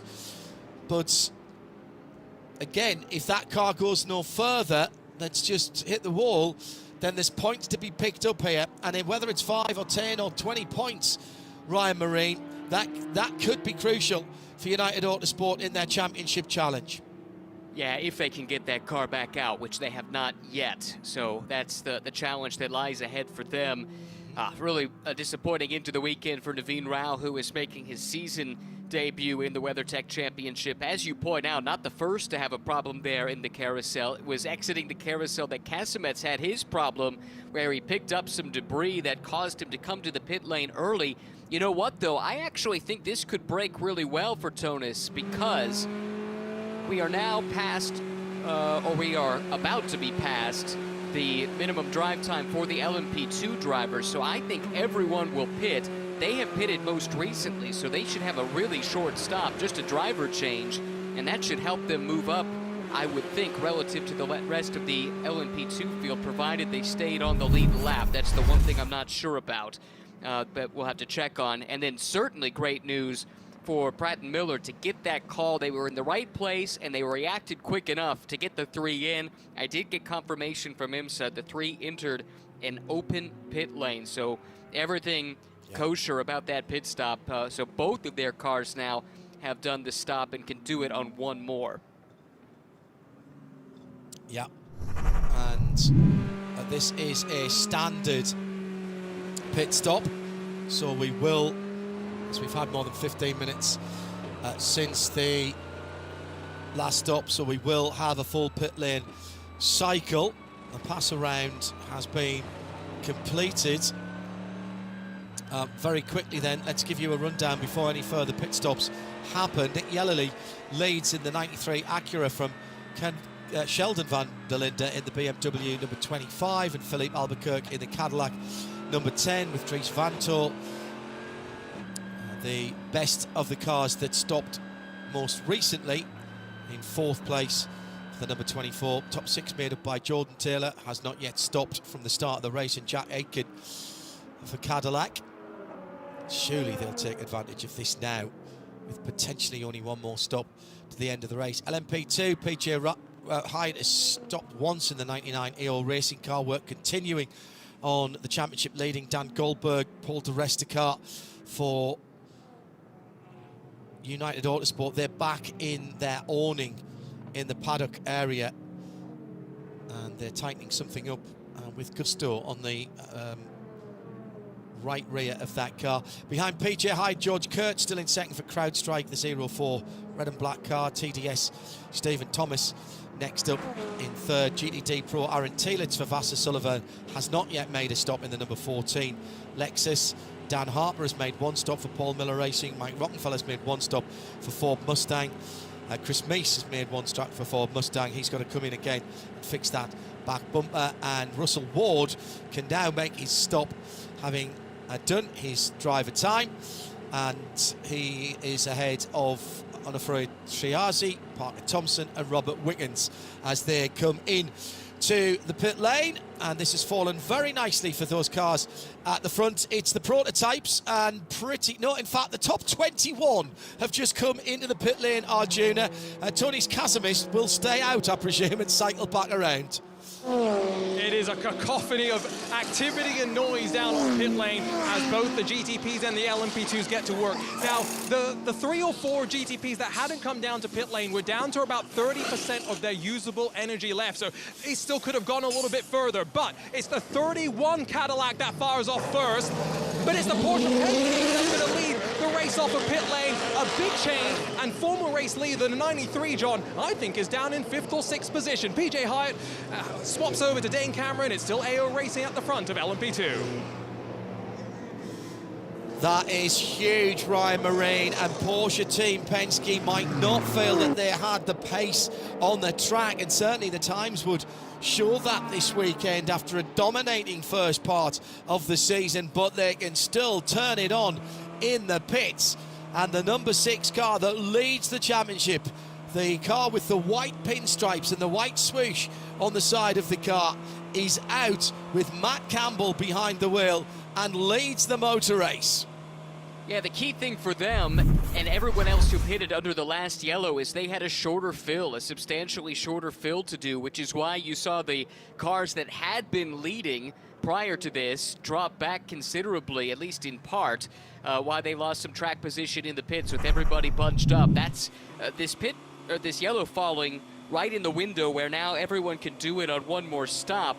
is what that group that pitted early wanted to see, because it bunches everybody together, and that shorter fill gives them a chance to gain some track position. And it pretty much puts everybody, by the way, on the same pit lane strategy as well. Tonis Kasemis, of course, is going to come into the pits, and he's doing so now because he's done his time behind the wheel, so he can get out of that car and sit and bite his nails, twiddle his thumbs, cross his fingers, whatever he does on the pit perch for the next hour and 35.5 minutes. So our leader passed the scene of the incident for Naveen Rao, who's out of that very pretty number 52 car, which is on its way back to the pit lane. PR1 Matheson Motorsport to have a look at. Remember, Dan Goldberg has not completed a racing lap and therefore sits 23 laps off the lead. More importantly, if he's going to make up any positions and get more points than being 14th in class, he's 21 laps behind that PR1 Matheson car. And that's all that United will want to do. They will keep on working until it is pointless, because they can't make up those 21 laps to get at least one place back. GT pits are open. I expect a lot of callers here, because with an hour and 34 minutes to go, that's just over 46, 47 minutes to go, and we've got side-by-side action on the pit lane. Some pit lane limiters are not the same as others. Make sure you're well out the way, Arjuna. You've got them all coming in. I've stood myself on the island as far away from the chaos as I can, and right in front of me is the Ford Multimatic, the 65. I can see the left rear bodywork dangling. They're not going to fix it. I think at this point they're just going to limp the damage home until the end of the race. What we are seeing, John, with the exception of a few, and that includes AO Racing, is driver changes up and down the pit lane. And I mentioned it earlier, the Wright Motorsport Porsche, the 120, they've been battling radio issues throughout the course of the race so far. They're still not sure they've got it resolved. They've been using hand signals to try and get the signal of the driver. It's Rexy that wins the race off the pit lane for GTD Pro. It's DXDT Racing with Alex Udell at the front of GTD. Incredible turnaround as they push out. Saw Rexy out there as well, and again the pit lane teams. Not one of my Porsche keys to the race, probably should have been pit lane and being able to turn the car around quickly. We'll reset next time by and give you another VP in race update. Ryan Marine, Aaron Thielitz and Dan Harper. By my calculations, has Aaron Thielitz not stopped yet at all? Yeah, that's what I'm seeing in that too. Vassar. Exactly. That is incredible if true. Well, we've had significant yellow flag in this first sequence, so all I can think is that they are trying desperately to stretch this. This is a car that has struggled for pace, even relative to the team car. Now, they're in different classes, but Aaron's qualifying time was roughly a second slower than what the sister car was able to do, and that's really strange when you consider this is a home track for Aaron. He's from nearby Rice Lake, Wisconsin, so you'd think if anybody could go fast in that car, it would be him. So I would surmise that they're dealing with something where the pace isn't there, so they're trying to find another way to get to the front, and maybe they think, as Arjuna mentioned, some teams did a year ago, with the amount of yellow that we're getting, they can do this race in just a single stop, and every lap under yellow helps them try and accomplish that. Yeah.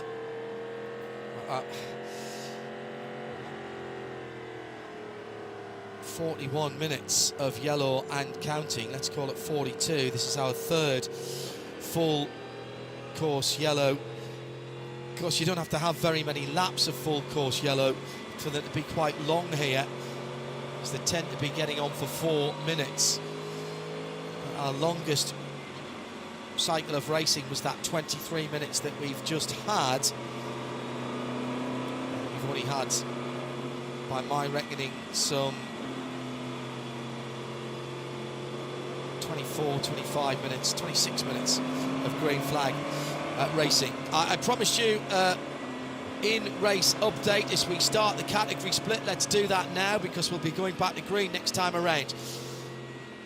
Mathieu Jaminet leads for Porsche Penske Motorsport after some slick work and slick strategy by Porsche Penske Motorsport to get that number 6 car in the lead. Earl Bamber now behind the wheel of Cadillac Wheel and number 31.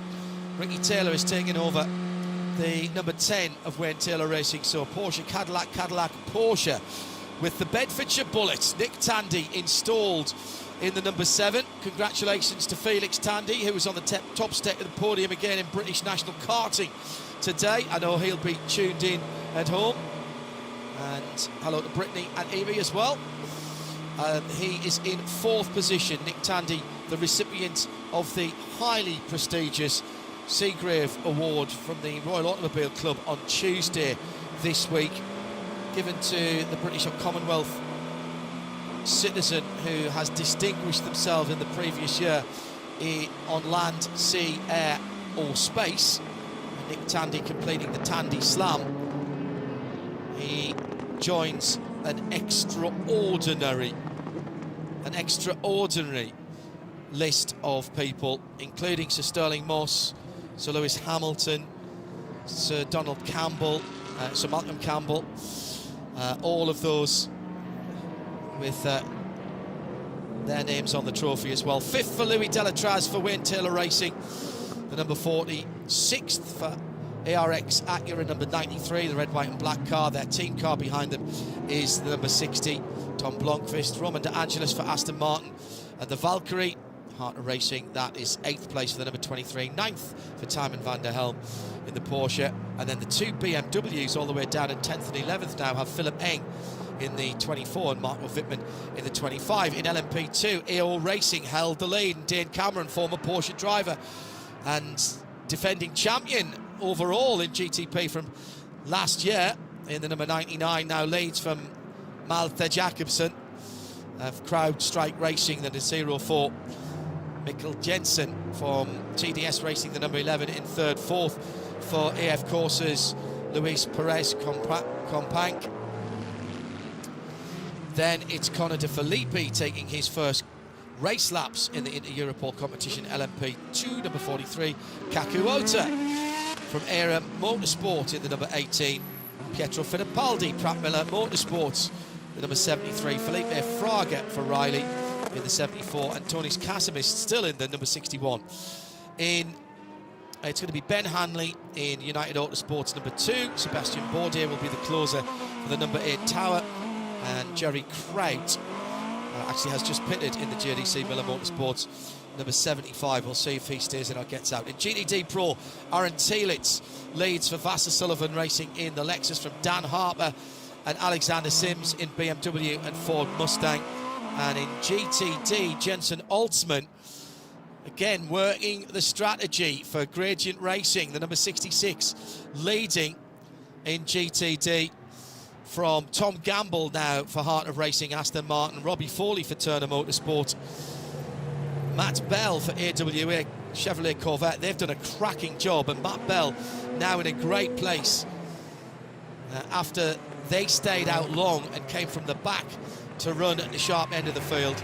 And the top 6 in GTD, DXDT Racing, Alec Udell, and the number 36 Bosch green and blue car, and Jack Hawksworth for the Lexus number 12. We are coming back to green flag racing. Once we settle down, we'll go back to the pit lane and Arjuna.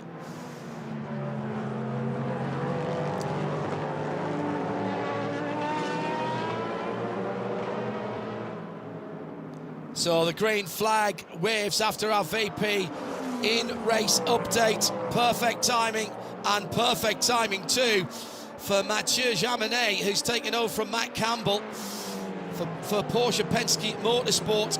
Earl Bamber goes through fully 0.8 of a second away. He was caught napping at the restart. Jaminet with a picture-perfect restart for PPM. Then Wayne Taylor Racing, Nick Tandy's gone through. Here come the GT cars through. Turn 1 and a push, and the lead is gone. Oh my goodness, the Corvette has gone around Alexander Sims, I think that was. He was trying for the lead round the outside. And the other Corvette has gone round as well. Both Pratt Miller Corvettes, the 3 and the 4, have gone around. Both got help as well. It looked to me as though it was Dan Harper in the Paul Miller racing car that might have helped the number 3 car around. It could have been any one of 2 or 3 cars for the number 4 down at turn 3. Oh my goodness, both of the Corvettes. Nicky Katzberg will be seething, as will Alexander Sims. He was making a move round the outside. This will be a short yellow. We will not reopen the pits. And there again, our Porsche keys to the race. Starts and restarts. Choke point, particularly. There's hardly any braking, Ryan Marine, at turn number 1. And that means it is a marginal overtaking manoeuvre. And everybody wants to nail their exit for it. So they're all trying to take as much speed through the middle of the corner as possible, and on cold tyres, possibly even cold mines before they've done a racing lap on the restart. Things are getting very, very hectic there, and down at turn 3. Well, and on top of it all, you also had Aaron Tielitz leading the GTD Pro class coming to that restart, long on his tire life, low on fuel, trying to save fuel, and in a car that really was out of position pace-wise, that everyone was kind of stacked up behind, which complicated matters there. What an amazing set of circumstances, though, for Corvette Racing, because it looked like they had played a blinder with the pit strategy around that full course yellow. Both of their cars had made pit stops either right before or as the yellow came out, and then both of them end up in incidents within 30 seconds of each other. Remarkable. So BMW leading into the corner, as you say. Tielitz on older tyres didn't get a great start. Sims goes to driver's left, which is the outside of the right-hander of turn 1. He's round, he's got ahead at one point, and then coming out of the corner is where the incident happened. So it was clean going in, but then on the rear quarter panel on the right-hand side, the BMW. Now, the regulations in IMSA are very, very clear. You have to give racing room. That means you've got to give room on the outside. Now, what about the other Corvette? Well, that was a check-up in front, but it was the EO machine that turned him around. It was the 77 that turned him around. The Aston Martin had a big hit as well. The number 27 of Tom Gamble, who'd lost a few positions. So Nicky Katzberg got checked up by what was going on ahead of him. And then the Aston Martin, actually I think the Aston Martin hit one of the sideboards. That might not have been Aston Martin bodywork there. That's going to be a tough one for race control, because Katzberg was trying to avoid the check-up ahead of him, and possibly the EO number 77 of Lauren Heinrich had nowhere to go. But it did. It was that contact that turned him around. And Alexander Sims is running. That is the championship leader, let's not forget. As they run, with that car having dropped down, the championship lead is 37 points back to the car that turned him around. Oh, goodness. And then Albert Costa in the 81, who ran so well earlier on, now in 8th position for Dragon Speed. He's down in 3rd place in the GTD Pro Championship points for the season. 80 points away from the Corvette pairing, and there's a little plume of smoke, fluids, something. Maybe it's just a rub on the back right-hand side of that Corvette, and they're looking at it from the pit wall as well. Ryan Marine and the almost inevitable Schmozzle, but there's damage to the right rear, and that looks like bodywork on a Michelin tyre to me. I would agree with that. And what was one of our Porsche keys to the race, right? Starts and restarts. Boy, has that ever been true here today. We've had no shortage of these starts and restarts. So who does this help? I would start with Aaron Tielitz, who continues to extend this stint remarkably. Here we are, an hour and 20 minutes into this race, and he is yet to come to the pit lane. So this is exactly what he wants to see as he tries to make this race go in a single stop. Also, it helps some of those in GTP that elected to short fill to get some track position. I mentioned that those that had pitted more recently would necessarily have a shorter fill, but a few cars elected to gamble and take less energy on board than they could have. Included in that list, the 6 that helped them get to the lead, the 10 that helped Ricky Taylor maintain some track position, the 40, kind of similar story there for Louis Delatraz, and then kind of a hybrid. It wasn't a full fill, but it wasn't exactly a short fill either, to Nick Tandy, that is currently shown in 4th. And those that are with less energy than others are going to be benefited by this yellow. We're getting towards half distance here. And that means it's time for us to look at our Pilotti mid-race recap. That's going to take us an hour and a half to do with an hour and 20 minutes in. We've had plenty of excitement. Only 27 laps completed. Mattia Jaminet leads after some sharp pit work and strategy from Porsche Penske Motorsport. Not my international surprised endurance racing face here for that. 3 cautions for just 8 laps, but that 8 laps is 53, call it 54 minutes. Only 1 car officially out of the race so far, with United still working on the number 22 to get that car back in the race for Dan Goldberg and his championship aspirations. And we've also had the Ford Mustang of Gradient stop as well. After they made a pit stop, they were doing nicely and cycled up, so that is one that we need to find out about from our junior. So our mid-race recap, Pilotti mid-race recap for America's National Park of Speed here at Road America.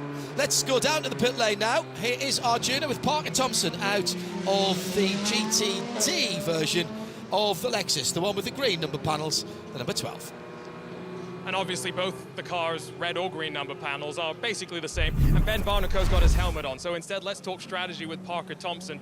Parker, it's a rather interesting race both for the Pro and your car. In terms of the championship fight, you've offset yourself from the Windward 57. Well, sometimes when you don't have the pace, that's the beautiful part about IMSA WeatherTech racing, is you can do a lot of other things to get your car up front and get track position. So we've obviously got the 27 and the 57 ahead of us. They've got fast cars this weekend, so we've just decided to do a little oppo against them, and so far so good. That first stint probably couldn't have played out better. With more yellow, it's going to get even more confusing for the fans, but I think we're in a good spot. I was talking to the Sullivan, Ambassador Sullivan, earlier today, and he was saying he likes being the one chasing in a championship fight. You agree with that sentiment? I have to agree. I mean, the championships I've won at the 3/4 point way in the championship, that's generally when the fire gets turned up and you either crumble or you advance. So not too long ago, I was in this exact same position 3/4 of the way through, and I came away with the big trophy, and the plan here at Vassar Sullivan Championship Racing is to do the same thing. I know Jack Hawksworth, he's hungry, and so am I. So let's see what we got. Are you amazed at the fuel saving out of your sister car in the GTD Pro class to go 1 hour and 20 minutes plus on 1 tank of fuel? Vassar Sullivan Championship Racing and Lexus Racing, they hire the best in the business. So I am not surprised one bit that Aaron Telitz can't make some fuel. Thanks, Parker. GTD Pro points as they run. Antonio Garcia and Alexander Sims are leading by a scant 7 points from the car that spun them around. Then Albert Costa is only 30 points further back. And my goodness me, how things can change quickly in the championship. Hello to Blur Fiends, tuned in live. And also, something that made me laugh out loud there, from a Green Goldfish. What a great handle.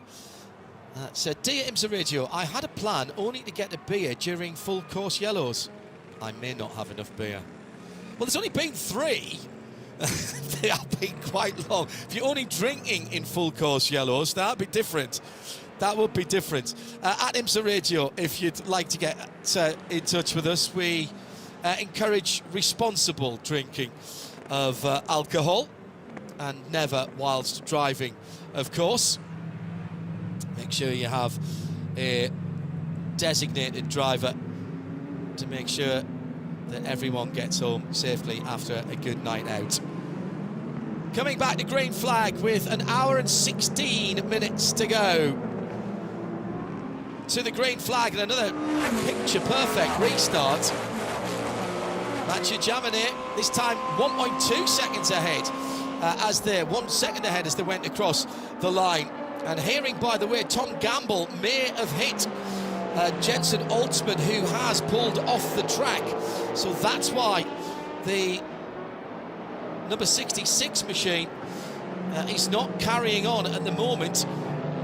The stewards are looking, the race control are looking at both of the incidents involving the Corvette, which was the Paul Miller Racing BMW on Alexander Sims' car, and the AO Porsche on Nicky Katzberg's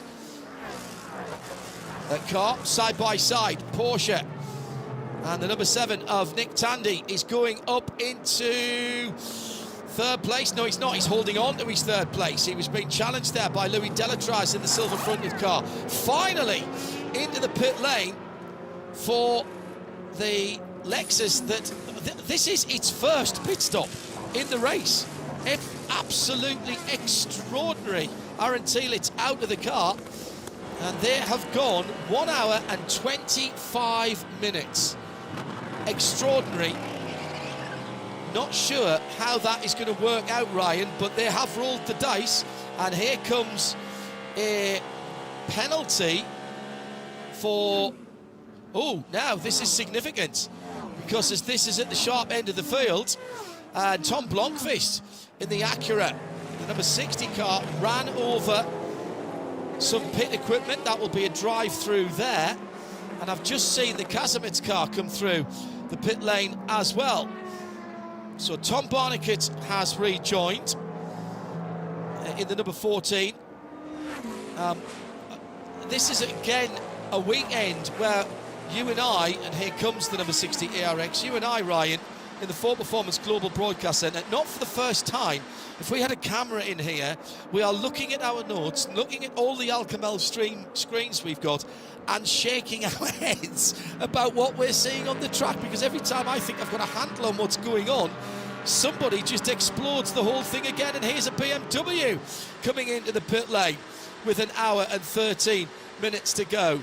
And that then is Dan Harper for the leading GTD Pro car as it was. Incredible stuff going on. Strategy? No, we're just asking the magic 8-ball.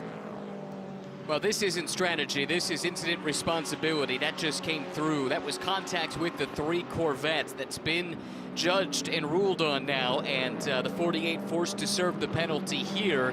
And I think following down the pit lane was the Pfaff Lamborghini, which also owed a drive-through penalty for a pit stop infringement a little bit early on. So anyway, it's all kicking off here. I think Vassar Sullivan, they need 1 yellow, and they are looking golden with that car that Aaron Thielitz started.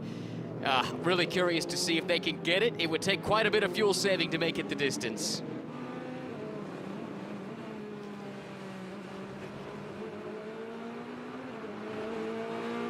That said, he's gone an hour and 20 odd.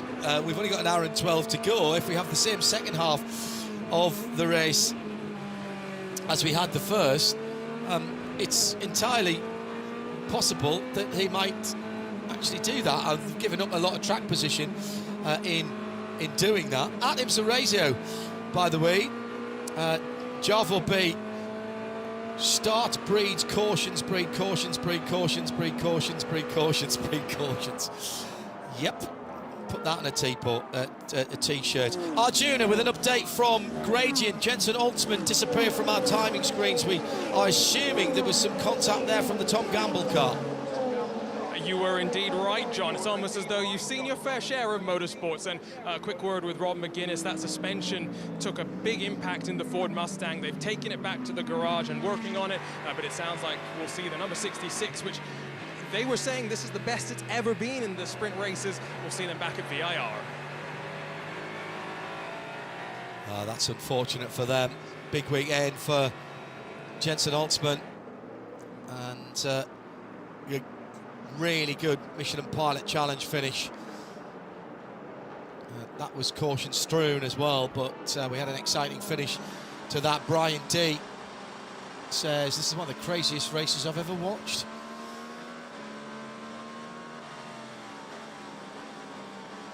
Now, it would appear that the EO Porsche has not been penalised. Well, certainly hasn't been penalised as yet. Yeah, incidental contact. I can see there now. Now that I did say at the time, Ryan, that the get out of jail card there was the fact that Nicky Katzberg was checking up to avoid what was going on ahead of him and moved across to the right hand side. And that will be the evidence that was seen and the circumstances that were seen by race control. So one of the Corvette spins was penalised. That was the 48 car, although not by the driver that was in it at the time, maybe. And one of them, the Nicky Katzberg, number 4, that car deemed incidental contact. Again, race control taking their time to look at all the available evidence, including, I suspect, the onboards from other cars around that incident. It's not a decision that can be taken lightly because it has big implications for the championship. Remember, both of the cars involved there are fighting for the title this year in GTD Pro, and by not penalizing the 77, by ruling it incidental contact, that allows them to hang on to third place, a really good points-paying position on a weekend in which they really haven't been that strong on pace relative to the Corvettes or to the Ferrari, which is down the order a little bit, having served a penalty earlier in 6th in class. So that is a massive stay of execution there for the 77. It keeps them in contention on a day when their championship rivals are faltering somewhat. So in the GTD Pro points, that lead for Bachler and Lauren Heinrich is now 13 points over Sims and Garcia. Now that was the other Corvette, of course, that got spun around by someone else. And then it's Albert Costa on his own, 53 points back. Here comes the 27 into the pit lane, and this looks like a regular pit stop. Arjuna is watching this one for us. Get my eyes on it, John, as the Heart of Racing GTD comes into pit lane, of course. Now, knowing that the Gradient Racing car took a big enough hit to the rear to damage the suspension, I'm wondering if they're going to need to do any work to the front of the car as well. But it seems as though it's just sticker Michelin tires, and in fact, they've already finished the fuel as they now get to the right side of the car. So I'll try and get an update from the team to see if the driver on the radio has reported anything to be aware of. It looks like there's damage just in front of the back wheel on the pit lane side, the left-hand side of the car, so you might not have been able to see that.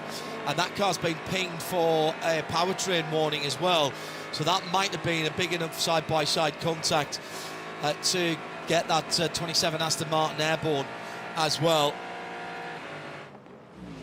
At IMSA Radio, we're going to have a busy Michelin post-race tech here. The checkered flag ends the race, but not the conversation. Use the hashtag MichelinPRT at IMSA Radio, exclusively on RS2 via IMSARadio.com. And there's more contact down at turn 5. Ryan Marine a moment or two ago. Ferrari versus Ford Mustang. Yeah, how about that? Ferrari and Ford going at it here in IMSA. Yeah, that was Albert Costa fighting with Seb Prio for 5th and 6th. Costa fighting for the championship as well. We just saw what the points look like as they run, so he knows every position, so crucial for drag and speed. And that car has been really, really fast over the course of this weekend. They just are on the back foot here, having had to do that penalty earlier, I believe it was, that cost them some track position. Let's take an update from the Heart of Racing Aston Martin Vantage pit. Here's Arjuna. You are right, John. I didn't have my eyes on the pit stop, but I quickly caught up with Casper Stevenson, and he said, Tom on the radio says the car's taken a bit of damage, a pretty hefty hit, and so they're going to just limp it around for the remainder of the race. But this is throwing the championship wide open. It gives the opportunity for Windward Racing and potentially the Vassar Sullivan GTD machine to try and pull away with just a handful of races left to go. Yeah, and the Winward Racing car doing Winward Racing things with just one pit stop. Philip Ellis will take it to the end after a fabulous first stint. And actually, we should really say a fabulous qualifying run and first stint by Russell Ward. Ryan has set up this opportunity for Winward Racing. They're just running their own race. Everyone else is self-destructing in the championship. But that's how you win championships. Stay out of trouble, get to the end, and even in their bad races, they've picked up a few points. But when they've been on form, my goodness, they've been really on form in that number 57 AMG. On a day like today, it's not easy just to keep your nose clean, and we talked about the fact that they were at the front of the GTD field, but faster than every GTD Pro in qualifying, which meant that they were going to be in the middle of the maelstrom every time we had a restart to this race. So really remarkable job first by Russell, now by Philip Ellis, to keep that car's nose clean, keep it in contention, and avoid any misfortune like the misfortune that struck the Dragon Speed car. I just went back through my notes. It wasn't a penalty that cost them the track position, but remember, they tried to make the same call to the pit lane right before a full course yellow that Corvette did, but didn't make it in time, which meant they had to do 39 seconds driving down the pit lane. That cost them several positions on track, and they're still trying to recover from that. Hello to Arwek and the Discord groups, and also the Corvette UK group as well. That's just lit up on Facebook after the two cars were spun around. Hello to Ryan Walker, sim racing exponent. Some scrapes on the front of the Aston 27 as well, he noticed as well. At IMSA Radio, and stay tuned, as I say, for Michelin post-race text. Love to get your take on what we've seen, not just in this race, but across the weekend. Which way are you going on some of these incidents that have been ruled on? Oh, big stack up when we went back to green, and Winward Racing making a fantastic restart in the hands of Phil Ellis. He must have passed 10 cars. That was extraordinary. As we were coming back to green, I presume this is the last time around. Aaron will probably tell me in my ear in a moment. Haven't seen anything like that. That looks like the sort of thing that happens on sim racing. And everybody gets stuck in a line and can't move. And a brilliant piece of driving by Philip Ellis to avoid that and make the passes. Oh, that's side by side. That's a carbon copy of what happened earlier on with EO Racing and the Ford Mustang. And the Mustang got a penalty, got a warning for that, because did not leave racing room on the outside. And in fact, both of them were off the track there again. That is very dodgy ground for that Mustang. That is the number 65 of Fred Verveech. Nicky Katzberg for Corvette Racing in behind the car that he will feel aggrieved about, that hit him and spun him around. So this one could get tasty as well. Down to turn one. Defensive driving by EO, then pulling back in the middle of the track. That's okay. Out to turn one. Katzberg gets a good run, pulls to the left-hand side, is up alongside but can't make the outside pass at 3. Will do the cutback, get on the power early. This is a long run, up and over the brow, through turn 4, down to turn 5. The Porsche showing signs of damage on the back of the car, as is Katzberg's machine. Behind them, it's another Corvette, it's another Ford Multimatic Mustang, and that's Sebastian Prio. He wants to get involved. Round the outside again from Katzberg, down into 5, down the hill as they cut off 100 plus miles an hour, even in the GTD cars. Bit of dust thrown up by the Porsche. Can't move back to the right here. Oh, that was a bit... That's getting close. Race control will be watching this. They know what's been going on. They'll understand. They can only judge each incident on how it is there, but they will be keeping a note on that. Here comes the Team Kazimitz, the Team Tony's car, through that battle of GTs as well. My goodness me. That was an interesting exchange there, and it's not over by any stretch of the imagination yet, Ryan, but ultimately good driving by Nicky Katzberg. He saw his opportunity, but that side-by-side from the Ford Mustang number 65 of Fred Verveech and Lauren Heinrich We saw a warning given for that at Canada Corner in the early part of the race. They are battling for second overall with Neil Verhagen at the head of the field for Paul Miller Racing. It's getting tasty. Turn up the heat. Yeah, really, really good stuff in the GT classes, as you would expect. And we're also approaching that window for every class bar LMP2, where they could pit here and make it to the end with a little bit of fuel save. So those that don't have track position might want to think about doing that here. Be the first to pit last, and then maybe see if a yellow falls their way, and that can jump them up a couple of positions. Hello to Team JTR. Not a great run for them today, not as they might have wanted at Croft in the Porsche Carrera Cup GP. But a podium for Ollie Jackson in race 2. They're watching and listening and cheering on Nick Tandy, the boss, as they always call him. Hello, team. Safe travels home from North Yorkshire. Last pit stops then for BMW Team RLL. Spot on an hour to go. And it is synchronized pit stops here, Arjuna, for the 2 BMW prototypes. And based on what we've seen so far today, John, it is the perfect window for them to come in and be somewhat comfortable with the amount of cautions potentially that could still come and interfere things towards the very end of the race. It's going to be, of course, tires that go onto the BMW M Team RLL machines as off and away they fire.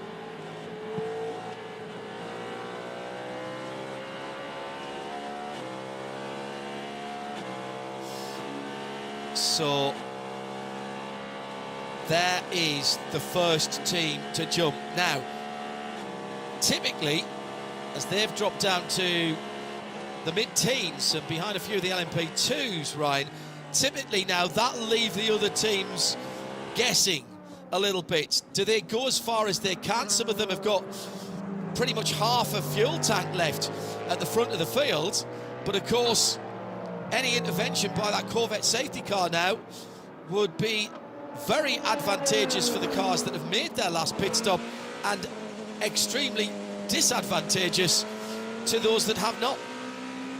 Right, that's the risk you run if you continue to stay out. I think if you've got some clear track and you think you can run fast enough laps to try and still put in good lap times while tires are getting up to temperature for those that have pitted, then maybe you gamble for a lap or two.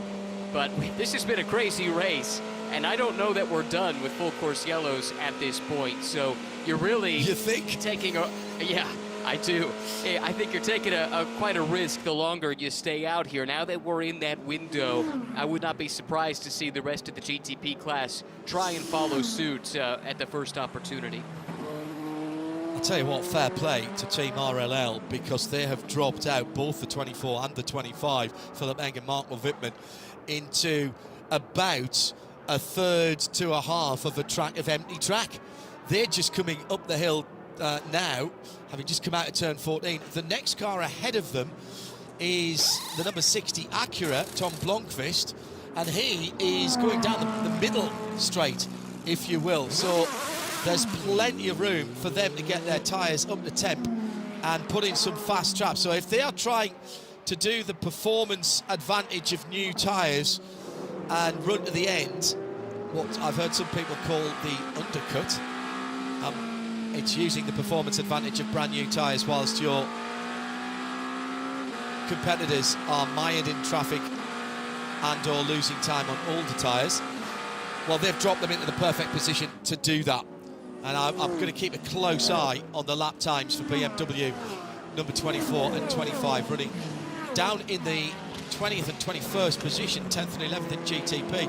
Tom Blomqvist, who has got the fastest car on the track for the GTPs with a 1:51.777. He's doing 53.6s, but he's just had some traffic to negotiate. So let's keep an eye on that whilst we hear from Wright Motorsports' Adam Adelson with Arjuna. Having a quick chat with his engineer, but Adam Adelson had no radio communications with his team, which is definitely, John, not an easy situation to find yourself in, given how crazy strategy was. Adam, how was that first stint without a radio working? It was a little tough, but you know, especially with all the prototypes and and mixed class traffic out there. But, you know, we plan for these contingencies, right? Motorsports does a great job having protocols in place, so we stuck to those. Thankfully, they could hear me, so I could communicate to them, and they could try and sign things to me from the pit wall. We're seeing some of the GTD pit stops going on right now. What's the strategy for Elliott behind the wheel for the rest of this race? Yeah, well, you know, the team did a really great job giving us a really great car. It's handling absolutely great, but we just don't have the performance to compete with the others right now. So, you know, it's just try and do something to get some track position and defend like a lion. So you have to stop again? Yeah, I think everyone has to stop again. I mean, unless there's like 45 minutes of yellow, but... No one wants that, thanks very much.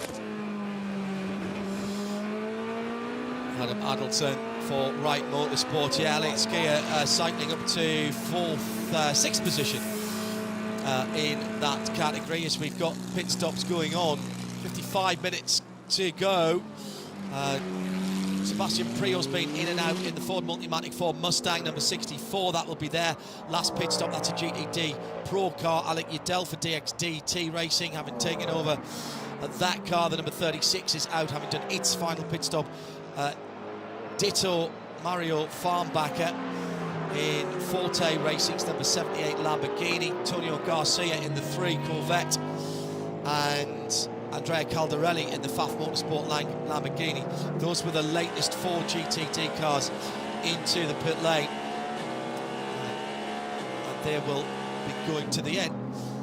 Now, Nick Tandy has just got past one of the Cadillacs there, and it looked like there was a bit of contact, Ryan Marine, as I was looking at the timing screen, and it's not gone down well. That was Ricky Taylor, I think he got by as he fights back. Oh, Nick's pushed him off the track. He's going to get a penalty for that, I think. Moved across. Big spin. At least a 720 for that Cadillac of Ricky Taylor, and he stalled the engine as well. Oh, that'll be going to the stewards. Now, full course yellow. Wow. So who's in the pit lane right now? Let's go to Arjuna. Lots of cars into the pit lane. It was one of the Paul Miller BMWs, Wright Motorsport, Conquest Racing, and Shriartzi Competition, the 021, John, that all made it in just before that caution came out. And they have gambled perfectly as they fire off and away for the final time here today. And those GTP cars that stopped just under the hour, Ryan Marine, that is the call that they were looking for. Yep, this is exactly why you pit at the first opportunity. Be the first to pit last. If something like this happens, everyone else will take this opportunity to pit under the yellow, and they will cycle back up through to the front. Another look at this, John. This was, it started a couple corners back, and it wasn't done, was it? Well, do you know what? I tell you what, that might not be called, because Tandy immediately out of the corner started to move to the left-hand side. I don't know whether you can say that that was moving in response, because he started that so early. The question will be, does race control think there was enough overlap from the number 10 car who was doing the cutback? And clearly Tandy realised that and came across straight away. And then the Cadillac continued to push up the inside on a gap that was closing. You could argue that both ways, and that's why I don't want to be in race control. No, thank you. Yeah, I'll pass on that job as well. This is a big call. It's a really big call because it involves, again, one of the championship contenders, the 7 car. A penalty to them would be really costly. But quickly back to that strategy conversation. This is awesome for BMW Team RLL, who have been on the back foot a couple too many times over the years from a strategic perspective. But a masterclass today to get those cars in when they did. Yeah. They should be right in the catbird seat. And also, remember we were talking about that first stint from Aaron Telitz, how he went over half of the race on his first tank of fuel, something like an hour and 25 minutes or something like that. This yellow puts him close to being able to make it on the one stop. It's now been Barnica driving the car, of course, but that number 14 could also be in a really strong position here if they haven't lost a lap to the class leader. That's the only thing I'm not sure about. Just going back to the two BMW prototypes, I said I'd keep an eye on their lap times because they got dropped down into clear air.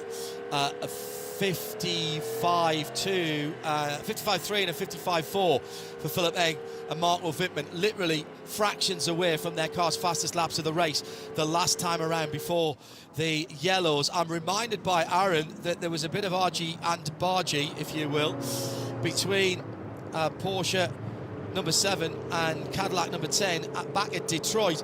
I think that all started before that, actually, and it might be worth going back to have a look at the Tandy pass, original Tandy pass, on that car, the number 10 Cadillac of Ricky Taylor, and see what occurred at that point, because I think, I was going to say there was paint traded, vinyl swapped. Sorry, that makes it sound like they were, would you like to listen to this LP? No, how about this 45? That only works for viewers and listeners of a certain age group. There was a bit of hip and shoulder involved, but from which side, I don't know, because I only saw that. I only saw the end of that, and Mathieu Jaminet then still leads.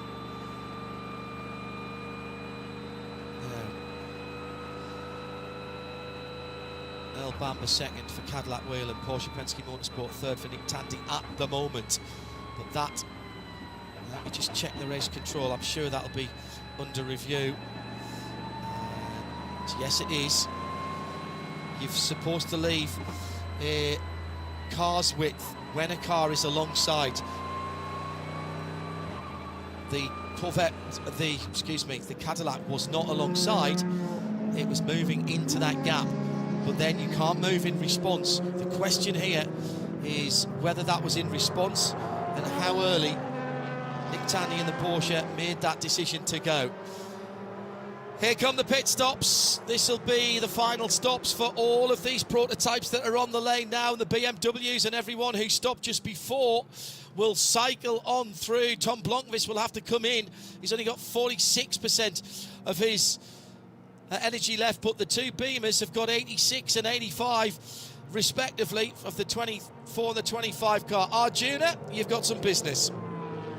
And I've just walked up and down pit lane, taking a quick look through the various pit stalls. Lots of scrubbed Michelin tires, John, for the GTP and LMP2 machines. I'm not seeing any stickers that the drivers have got to be able to take advantage of, and so now it's the final job for the crew behind the wall to get to work. This is where the team element really comes into play. Just in front of me, the number 10 Dex Imaging Wayne Taylor racing car finally hits its marks, one of the last GTPs to make its way into the box, and it's done so at an angle. That won't help it when it tries to fire off as well. I see Porsche Penske with a hand up in the air. I think they are very close to being done. It's Heart of Racing in the Valkyrie that fire off first, beaten away by the wheeling Cadillac, but it is still PPM 1 and 2 out of pit lane. And it's the number 7 that's got out, though. It's Nick Tandy who takes the lead of the race in the pit stop this time around. We saw them swap around the other way last time. There's a huge gaggle of P2s trying to get out the pits all at the same time. Don't hit those RFID markers. You get heavily penalised for that. We'll give you a field rundown once everybody's been through the pits. So at one stage, we on the pit lane speed limit, we had 3 wide between the tower number 8, the TDS number 11, and I think that's a United Autosports 22 that will be, because the 2 car, because the 22 still in the pit lane. So that was all a bit fractious, and there was contact between all 3 of those at various stages. Was it the United car? Yes, I think it was. Just waiting for those cars to go through. That was on the speed limit. If you can have that much fun and swap paint on the speed limit, Ryan, no wonder we're having so much going on at full racing speed. Yeah, that's something that needs to get sorted out. Cars that are in the fast lane, that's the lane to the extreme left in the pit lane, get priority over those that are in what's called the transition lane, which is the lane in between the fast lane and the actual pit boxes. If there's any overlap at all, so even by an inch, it's still the car that's in the fast lane that gets the priority in terms of position leaving the pits. So Nick Tandy goes down the inside at turn 3, and that's kind of okay. He's through, and Ricky just gave him a little tap as he goes through, and I think that's fine. Then coming out of turn number 5, Tandy darts to the left-hand side.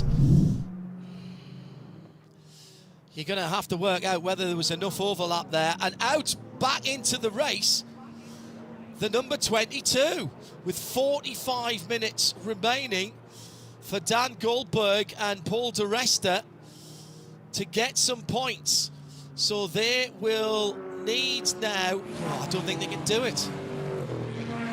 The Brendan Arib, no, check that. What is the car that is next back on the timing and scoring in LMP2? 52, Naveen Rao, 20 laps yes, that's ahead. 20. Ooh, that is going to be tight. If we go full green, they might just get one position, but we are going to have to go all the way to the end in pretty much green for Dan Goldberg, for United Autosport, to get that sorted. Final pit stops for the GTD Pro runners in the pit lane, and of course we've got eyes on that red light at the end of pit lane, so nobody's able to come back out. They're losing ground now, but we will be resetting the field anyway. One of the Corvettes caught up in there as well. Here's Arjuna.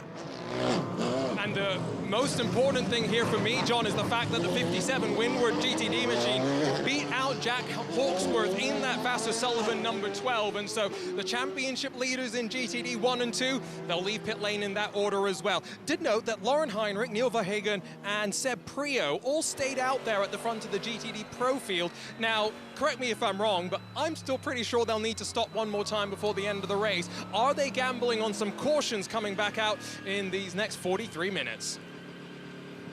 Hello to Carl. Uses Charlie Brown. This is Monica. Next year, surely it has to be a 6-hour race at Road America, don't you think? It is. Have you not been taking notice, Carl? We have a 6-hour race. It will be the Motul SportsCar Grand Prix for 6 hours around here, evoking memories of the old 500-mile races back in the day. 1,000 kilometres, just a little bit more than 500 miles, about 600 miles, but we have had a 500-mile race here before. It was that 500 kilometres actually when we did it, certainly a 4-hour race here, but a full 6 hours. I seem to remember that was rain affected one year. So, as we reset the field, let me give you a VP in-race update. The two BMWs, which did their last pit stops first, beautifully described by Ryan Marine here in the Ford Performance Global Broadcast Centre. The 24 Philip Eng-driven BMW M Hybrid leads Marco Wittmann. Nick Tandy's under investigation in 3rd place. He's the best of the two Porsches, and as it stands at the moment, he'd be, I think, 5 points ahead of the two Mattis. He and Felipe Fraga, of course, would be ahead. But as I say, under investigation at the moment. Then it is the number 6 sitting in behind. Then Renger van der Zande in the number 93 for Acura. That's the red, white and black car. Then Earl Bamber for Cadillac in the red fronted wheeling car. 7th, the Aston Martin, been knocking on the door, the top 6 all the way through today. And Roman De Angelis will take that car to the finish. Then Timon van der Helme for JDC Miller, who've used the strategy to their advantage today as well. And a car that hasn't had the pace of the rest of the GTP field today, Louis Delatras in 9th position for Wayne Taylor Racing. And so where is the number 10? There's Ricky Taylor there, will be in 10th place, and Tom Blomqvist in 11th once we've reset the field. Dane Cameron for Air All Racing, the number 99 car, continues to lead in LMP2. Conor De Filippi for Inter Europol, his first run in an LMP2 car, and they are staring at a potential win at a podium position at the moment. Kako Ota, favoured son of Honda, getting some prototype experience for Aero Motorsport in the number 18 car. Malte Jakobsen, CrowdStrike Racing, the 04 in 4th place in LMP2. Felipe Fraga in the Riley number 74 in 5th, and Ben Hanley in 6th for the United Autosport number 2. The 22 with Dan Goldberg is back out on the circuit, trying to make up enough laps to get one further position and a little handful extra points to try and hold on to his championship lead. Lauren Heinrich for All Racing in the number 77 Porsche is leading GTD Pro from Neil Verhagen for Paul Miller Racing in the Ford Mustang, in the BMW GTD car. That's the number 1. The 64 Ford Mustang have said Prio is next up. Then it's Antonio Garcia in the number 3 Corvette, racing by Pratt Miller. Corvette, Chevy Corvette, should I say. 5th is Ben Barnicat, and 6th is the Lamborghini of Faf. In GTD, Alec Udell for DXDT Racing leads for the Bosch number 36 DXDT Racing car. And then it's Forte Racing getting some karma maybe for loaning their spare car, their spare Lamborghini Huracan. Some positive karma there. They've done well, worked the strategy to their advantage. Maybe a BDO Knows Strategy award coming their way as well for GT. Then it's Daniel Surra for Conquest Ferrari, number 34, and Trent Hinman for the 45 Wayne Taylor Racing Lamborghini. Kenton Cook will finish the race for Triazi in their 021 competition, Triazi competition Ferrari. And then it is Wright Motorsports number 120 as we wait for them to go back to green flag. That's it.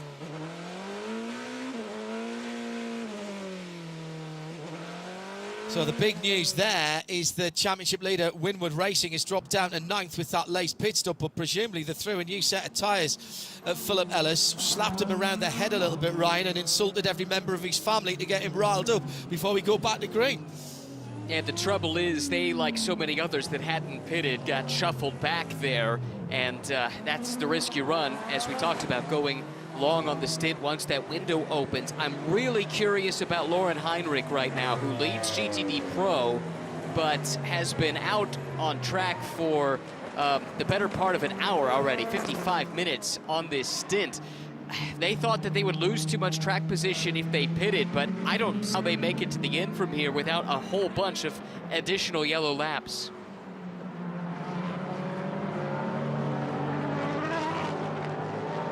37 minutes and 45, 44, 43, 42 seconds to go, and the BMWs jump away. The two Porsches hold each other up, and it's side by side with the red, white and black Honda, who runs into a wall of Porsche Penske Motorsport cars but clears them both and then hip checks the number 6 car as it goes through. Well, that got feisty quickly. Starts and restart starts, we said, in our Porsche keys to the race. Tandy and his teammate Matty Jabane sort of tripped over each other, and Renger van der Zande didn't need a second invitation, went to the right of one car and the left of the other and give them both a little check as they went through. Looks like the Porsches have swapped over. Yes, they have, because Tandy was leading. Well, this will make all the bow ties very happy. Nick Tandy given a stop plus 60 for the incident responsibility with a 10. That's going to be debated very, very hard indeed. Not just whether it was, but whether it deserved an extra 60 seconds.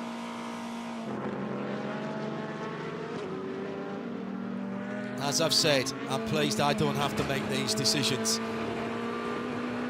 So that will take Tandy out of it for the moment. A safety car would bring them back in. At the moment, Phil Ellis and Russell Ward lead GTD by 112 points, courtesy of the fact that their nearest championship rival, despite the fact that the 57 AMG is running in 9th, are behind them. They're in 10th in the class. The car that's doing best in terms of the championship is the Aston Martin. And they are within striking distance of second place. Campbell and Chamonix are back now at the top of the GTPs, courtesy of the overtake on Philippe Nasser and Nick Tandy. 35 points there, but this is a good day for the number 24 BMW, pulling within 201 points of the leaders as it stands at the moment. So Philippe Eng is the right BMW to be leading right now. Now the restart, what was going on? Nick Tandy got a terrible restart, then gets a clip on the right-hand side from Renger van der Zande, who then goes to the left and he gets a clip. Oh, 2. Yeah, that was all arms and elbows out there. Renger pulled to the right there. How's that going to be seen by race control? The car didn't spin, but then again, you don't penalise the consequence, you penalise the action. So is that a stop plus 60 as well? We'll have to wait and see.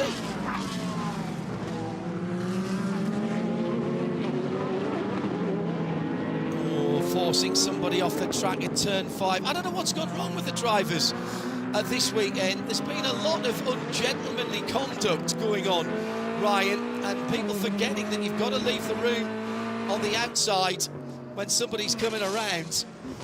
And we've seen that a number of times in this race and some of the other races as well. Both Mustangs have done that down at turn 12 Canada corner, and then we've just seen that again in turn 5.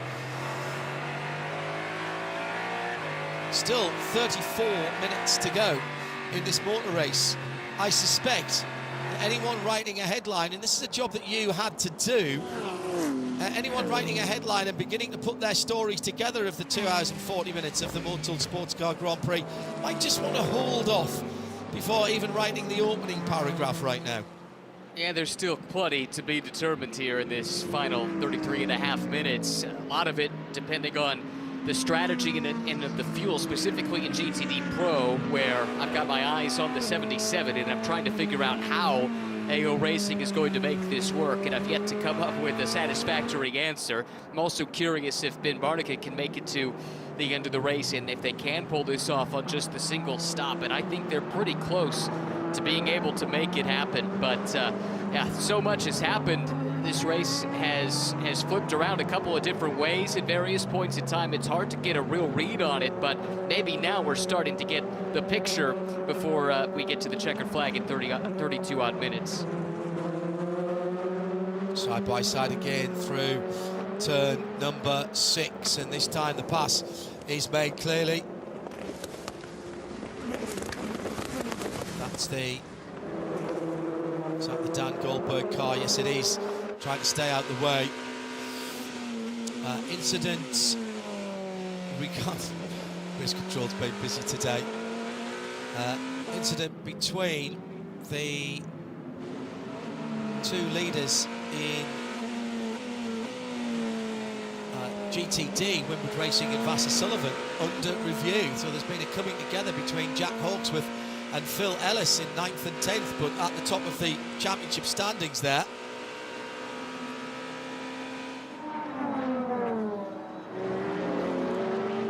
This GTD and GTD Pro battle is just not turning down at all, Ryan.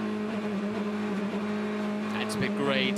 GTs around this place are spectacular.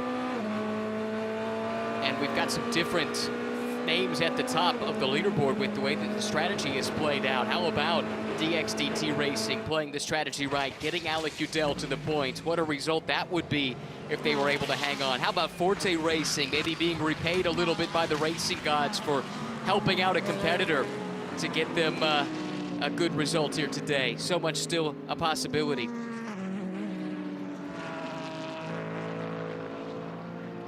On the track just a moment ago, a little side-by-side, door-to-door between Mustang and Corvette. I'll tell you, the Mustangs have been right in the middle of so much of the action today in the GT classes. Unfortunately, we lost the Gradient car in one of the incidents on a restart, but the two factory cars, they might need to replace the majority of the body panels on those Mustangs after this race here today. They've been banging fenders with just about everybody, and it's been good fun to watch.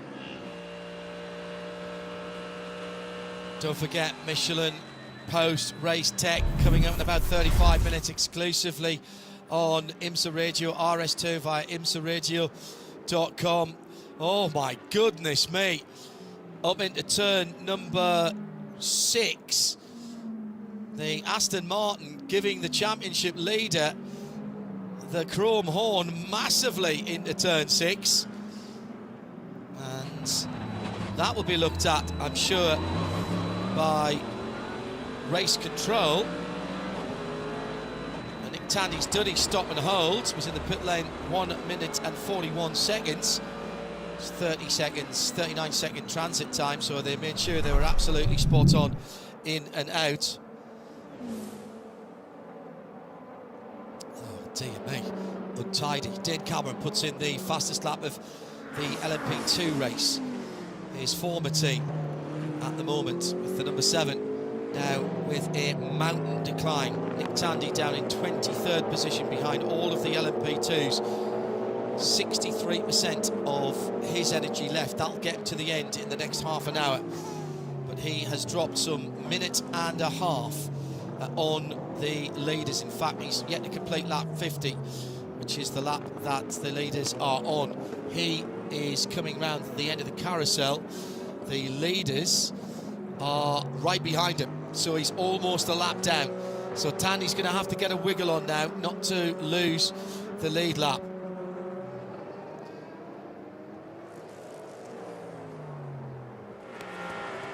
Well, you split on the penalty between the Cadillac and the Porsche. About 50-50 at the moment. So let's have your thoughts. Use the hashtag MichelinPRT. That'll be one of our points of discussion in Michelin Post Race Tech on RS2 IMSA Radio after the World Feed TV has shut down. Been plenty to talk about. Philip Eng still leading from Marco Wittmann and Rengo Venedada, and here's the battle in GTD Pro, and they're almost touching. They are touching it. One of the fastest parts of the circuit, coming down the hill to turn 5. Forceful driving again from Lauren Heinrich, who goes through on Neil Verhagen. Can the BMW come back? My goodness me. BMW had nosed ahead and then got beaten, and now here's the number 64 Sebring there as well. Now, this is getting into the meat of the race now. How much, you've got to wonder, Ryan, how much patience race control has got left here. That didn't result in an incident, but it could easily have had at 160 miles an hour. And at some stage, they're going to have to call a halt to this. Well, the mitigating circumstance is that Lauren Heinrich is saving a ton of fuel. Again, he's up over an hour now since his last pit stop. Maybe he can save enough, and maybe they get enough yellow where he can get to the end, but he's going to have to be doing some pretty tricky things to save fuel at the front of this field, and maybe that's not something that Neil Verhagen was expecting. And Neil, too, will want to hustle on by and not get held up here, because if this plays out the way I think it's going to, with the 77 needing to pit, the fight between Verhagen and Prix becomes the battle for the lead in the class.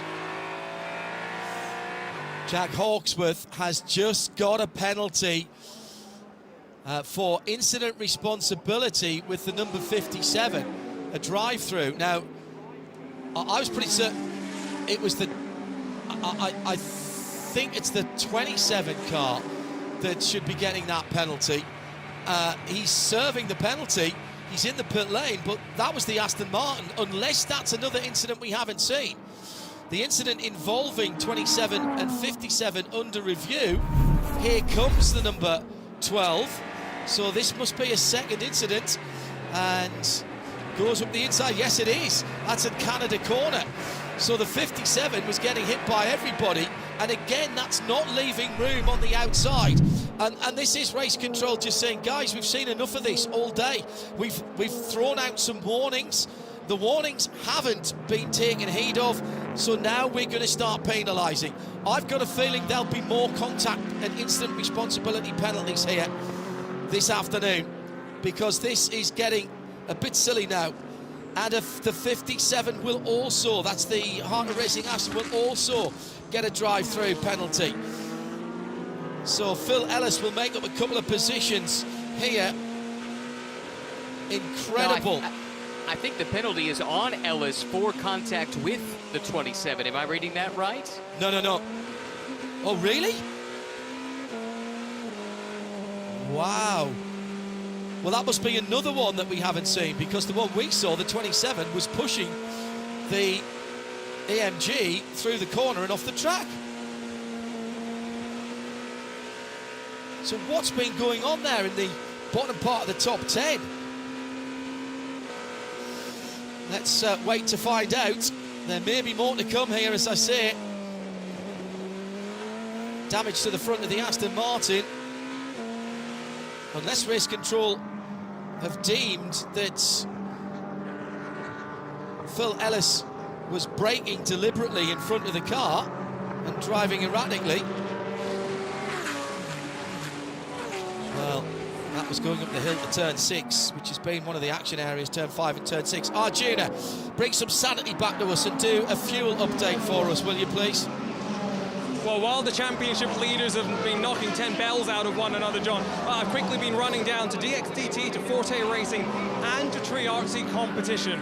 All three teams find themselves good to the end, and we could have a first-time winner in 2025, all as the championship leaders try and throw things away at the back of the pack.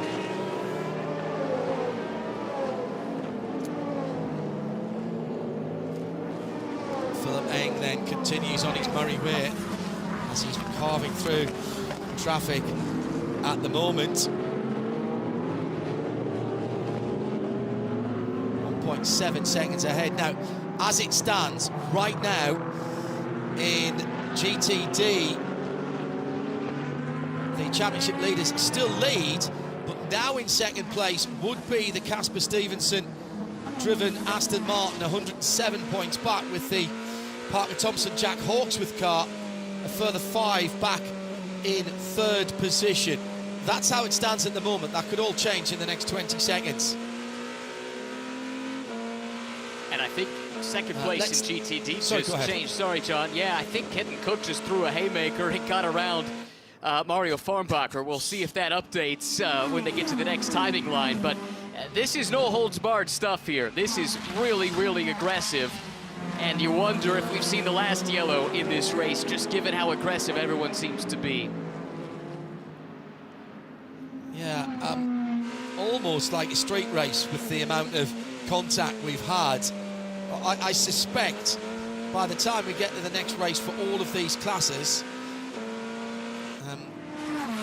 the drivers' meeting might have to be a little longer than usual, and there might be some stern words, because this, at the very least, has been untidy. I'm using that word advisedly. Here comes the 57 into the pit lane. This is the championship leader for contact.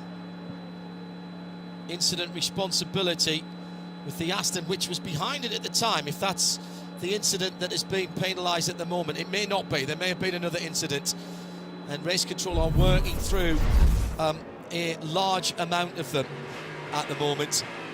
Ah, right, so there was another incident down towards turn 5 and then going up the hill to turn 6. That's just stupid driving by both of them. I'm sorry. I really think they both need talking to there. down the inside at turn 5. It's right on the ragged edge of what is acceptable. You hit another car and damage it, you force them wide. But then going up the hill, the Aston runs into the back of the AMG and then pushes it through the corner. Unless Phil Ellis was brake testing the Aston, and that's the decision that's been made, clearly.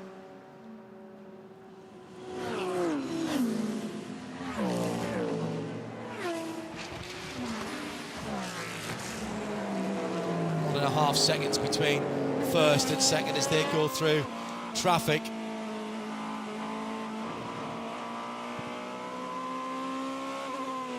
Losing count of, we've had more penalties than we've had green flag laps at the moment, which is not the right way. We want to go racing here, and if we're going to have 6 hours of this next year, then we're not going to get the entertainment we were hoping for. I just wonder then if 48 cars are too many around here, and maybe we need to leave out one of the classes when we come back next year. Actually, that's already been set, so perhaps not. Literal Zero Racing says, what did the drivers eat for breakfast this morning? I've not seen driving standards like this in a long time, and I don't think it's been complimentary there. They've been complimentary there. We are getting to the business end of the season, Ryan, and clearly there's some scores being settled as well from earlier on in the year. Well, I think also everyone looks at the calendar and all of a sudden we're in the stretch run of the championship, so the time to go is now if you're going to make up some ground. There seems to be just an added sense of urgency to everything that we've seen so far in this race, but hopefully it settles down here and we get a good clean run to the checkered flag. Haven't talked much about LMP2 in a while. Everybody pitted at the same time in this class under that last yellow. That was with 47 minutes and roughly 30 seconds to go in the race. We had some yellow after that, so I think everyone should be fine with some fuel save, but it's interesting, that whole class has found itself on the same strategy and maybe a bit hamstrung because they're having to look after their fuel number to some degree. Ryan Moraine and John Hindhaugh in the booth. Right, we've got just under 20 minutes to go. Let's have a VP Racing in-race update. Lots of traffic at the moment as the field is spreading around the 4 miles, but here's what's happening in GTD. Alec Udell leads in the number 36 DXTD Chevrolet Corvette he shares with Robert Wickens. What a result that would be. Kenton Cook. A quiet race for Triazi today, and that's one of the few cars we can say that about, but Kenton has worked his way up into second place in the 021. Forte Racing with the 78 car, they've used their strategy nicely to get up into third. Then it's Conquest in the Ferrari, the number 34, and the top 6 is Elliott Skier and Robbie Foley. The championship battle is Phil Ellis versus Jack Hawksworth, with the Aston Martin number 27 of Tom Gamble also in the fight. Tom Gamble doing the best of those three in 8th position, Phil Ellis in 10th for Winward Racing, and Jack Hawksworth in 11th position in their respective classes. In GTD Pro, Lauren Heinrich for AO Racing. They've had an eventful day as well, with panel damage all around that green number 77 Porsche. Neil Verhagen in second for BMW is right on his tail at half a second back, and Sebastian Priaulx solidly on the podium in third for Ford Multimatic Motorsport and the Ford Mustang GT3. He's got 4 seconds back to Antonio Garcia, who's the best of the Corvettes, the number 3. Then the Pfaff Motorsport rebuilt Forte car, let's not forget, in 5th position, and Max Hezzer in the second of the Paul Miller Racing BMWs. Next up, Dane Cameron for AO Racing leads by just under 3 seconds for Connor De Filippi. AO Racing from Inter Europol, 99 from 43 and 73 in LMP2. And at the head of the field, it's the 2 BMWs, 24 from 25, 2 seconds between them, 3 seconds back to Renger van der Zande, who's the best of the Acuras, the number 93 red, white and black car, and Porsche Penske Motorsport in the shape. The championship leaders, the 2 Mathies, Mathieu Jaminet finish off the race, is in 4th. 5th is Earl Bamber, and 6th, Roman De Angelis. Top 6 finish for the Harder Racing, only 14 seconds away from the leader. I think they'd have taken that at the start of the weekend. That's your VP in Race Update.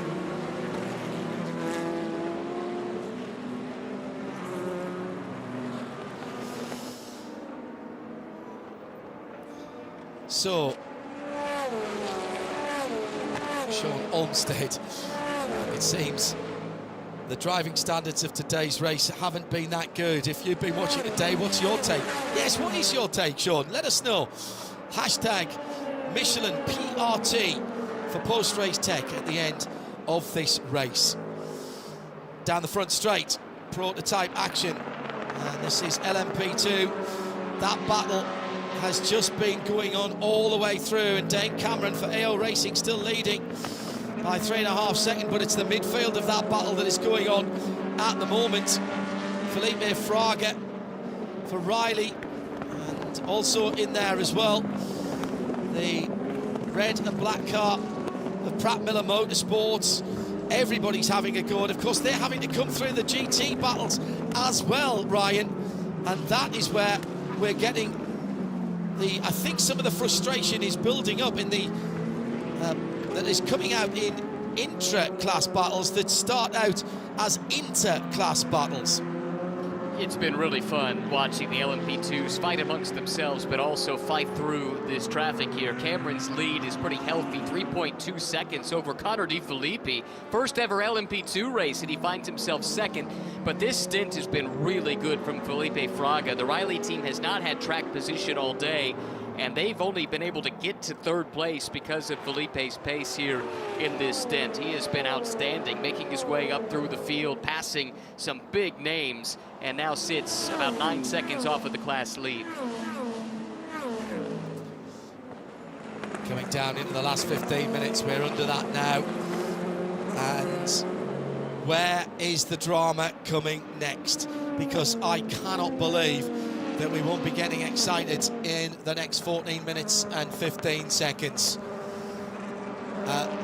It's like a bingo call on the race control channel at the moment. I'm just getting numbers streaming through as into the pit lane comes the leader. We thought this was going to be tight for Lauren Heinrich, and here is the drama with the bodywork hanging off at the back with bumps and bruises all the way around Rexy.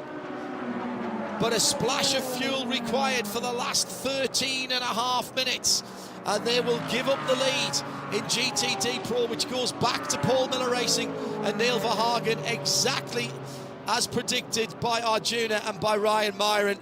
They played the card, it hasn't worked out for them, Ryan. No, I just don't understand this one. They were caught out like so many by not pitting early in the window, and then the yellow came and caught them out. They were feeling like because so many in their class had pitted already, that if they came to pit lane, they'd get shuffled back a bunch. The only way that this would have worked, though, is just with a ton of yellow. I mean, they're 13 minutes short of the finish. They would have needed a whole bunch of yellow to make this happen, and I just wonder if maybe they wouldn't have been better served taking their medicine, pitting that car, and then turning Lauren Heinrich loose. Now, the flip side of that is that car's not been super quick this weekend, so maybe they didn't think it was a viable option. More contacts at the exit of turn number 6 with the Pfaff Lamborghini side-swiping the number 4 of Nicky Katzberg as he rejoined the circuit, and that was not a pass for position. So not sure at all what was going on there, but that will have to be looked at race control, because that cost Katzberg a whole bunch of momentum. It looked like the Pfaff car had been off the track at the top of the hill. There was dust on the right-hand side. Katzberg, next car through, behind his teammate Antonio Garcia, and then was sideswiped by the Pfaff Lambo coming back onto the track. This race has got a bit of an end-of-term feeling, but it's not the end of term right now. We aren't at the end of the season. Murphy saying it seems like the discipline may have slipped out of the IMSA drivers. Not a risky racing move, resulting in cautions and sterner penalties from race control. IMSA, at IMSA Radio, hashtag Michelin, PRT. I think we're going to have our work cut out going through all of these at the end of today. Penalties and warnings are plenty, with just numbers after numbers. 120, 96, 36, 84, 74. I don't normally just read the numbers out, but honestly, if we identified and told you which ones they were, that we wouldn't have time to describe the actions on the track. That's all track limits warnings now, and race control are getting towards the end of their tether there, I feel, as well. Into the pit lane for their last stop, and here's another tactic that's not worked. This time it's in the GTD Pro category again, and it's for Vassar Sullivan. And this is left-hand side tyres only for Ben Barnicat. And some VP Racing fuel side by side at turn 6. Is this more incident? No, that is a clean pass. But here comes Dragon Speed as well and tries to elbow his way through. This is stock car racing, not GT racing. Really untidy racing today. And crucially, at the back of all these GTD Pro cars is the lead in GTD. Alec Udell now has Kenton Cook tucked up right behind him. And Udell, I think, is quicker than the cars that he's caught in the GTD Pro class. We're on board here with the second place car, Kenton Cook, who suddenly has been able to reel in the class leader as he's stuck behind the GTD Pro top 6 that's squabbling amongst themselves. Yeah, and this is going to cause another bottleneck for the GT cars, who in this phase of the race and with these drivers in are as quick, if not quicker, than the GTD Pros ahead. This has been a theme all through the race. We saw it with Winward earlier on, and maybe that's why they tried the strange strategy that put them out of kilter and has put them down the field, as well as their penalty, of course. But it was clear early on, wasn't it, that they were disadvantaged by being put at the back. As the Corvette of Nicky Katzberg is facing, I think, the wall. Yes, he is. That's off at the side. This is going to be a full course caution going into the kink. If he can get reverse, he might be able to get it into the orange overlap there. And we're getting another drive through. I thought that we hadn't seen the last of it, and this is for car number 9 for contact with that number 4 car.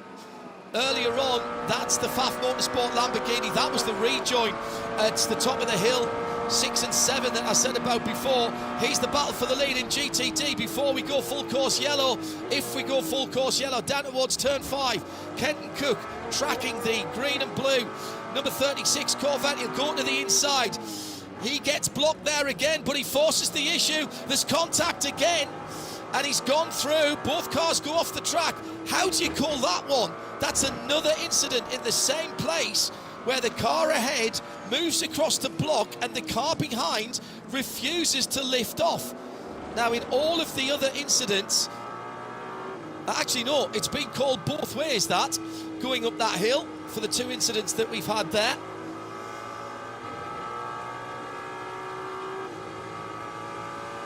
Wow.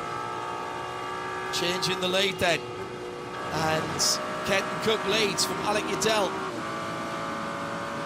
Mario Farnbacher had a perfect view of that. At the front of the field,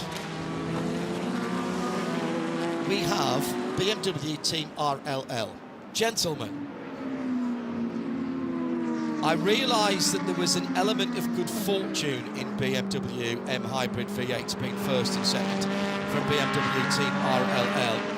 However, I'm keeping an eye on the battle between Max Hezet and Antonio Garcia for third place, as another car's just peeled off there. That's the Pfaff Motorsport car doing its drive-through.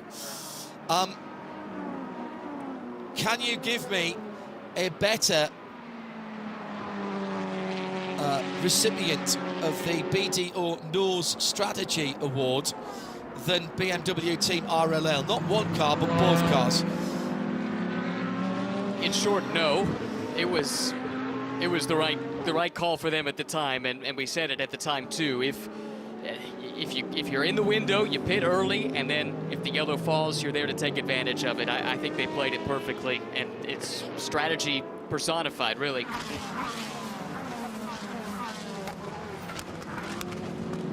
So the good news is that Nicky Katzberg has got behind the wall and we will stay green. So well done to Nicky for that. So GTD, gentlemen, Arjuna, I'll take your suggestion for the BDO Nose Strategy Award. There's been some very good racing. Triazi have got themselves into competition quietly by doing everything correctly. Is that no strategy? I'm not sure. Paul Miller Racing, the BMWs have been there or thereabouts today. What about AWA? Started dead last and we're up at the sharp end of the field for a while. Matt Bell still with some work to do. Where's your vote going in either GTD Pro or GTD, Arjuna? I think I'm looking at GTD, and there are a couple of teams that have only come down pit lane twice that played that strategy quite nicely. And so we usually don't give it out to the winning car, so you can't necessarily include Triazi competition. But I think you're right, John, that AWA machine, remember, they lost a lot of time in FP1 because they had a broken toe link, about 30 minutes that they had to get it fixed before they could go out and start getting that data accumulated. So pretty good shout there with the AWA 13. Now we've got a battle on for second and third as the very quick in a straight line Renger van der Zande Acura ARX06 is beginning to put pressure on Marco Wittmann. What's the fuel situation? Well, the two BMWs don't have quite as much to burn as the car behind with just 4 minutes and 57 seconds to go. I think they've got enough to go to the end. 16% for the leader, 14% for second, 21% for van der Zande, so he's burning what he can at the moment and hunting down these two BMWs regardless of the result. I still think their strategy was brilliant. The 60 Tom Blomqvist car tried the same, but they went a bit early and it didn't quite work for them. Down the hill to turn number 8. The leader by just 0.8 of a second. Renger van der Zande, if he can't dispose of Marco Wittmann here, he's got a chance of the lead. He must have a chance of the lead. There's real late race pace in that ARX06, Ryan Murray. Well, these have been the class of the field so far this weekend. Van der Zande took a look into the kink, but thought better of it. It's been BMW and Acura all weekend, and this Acura in particular has really shone. Fantastic performance here, and don't discount Renger. You know, if he's got a shot at it, he'll take that shot. We've seen it before in many different races. He'll send it from a different postcode if he needs to, and you get the thought that at this stage of the season, with neither of these teams in championship contention, it's all about the race victories and the positions on track. We start the penultimate lap, so 8 miles to go now for these two leaders. These three leaders, should I say. Michelin post-race tech to come. Hashtag Michelin PRT at IMSA Radio. Incident after incident after incident.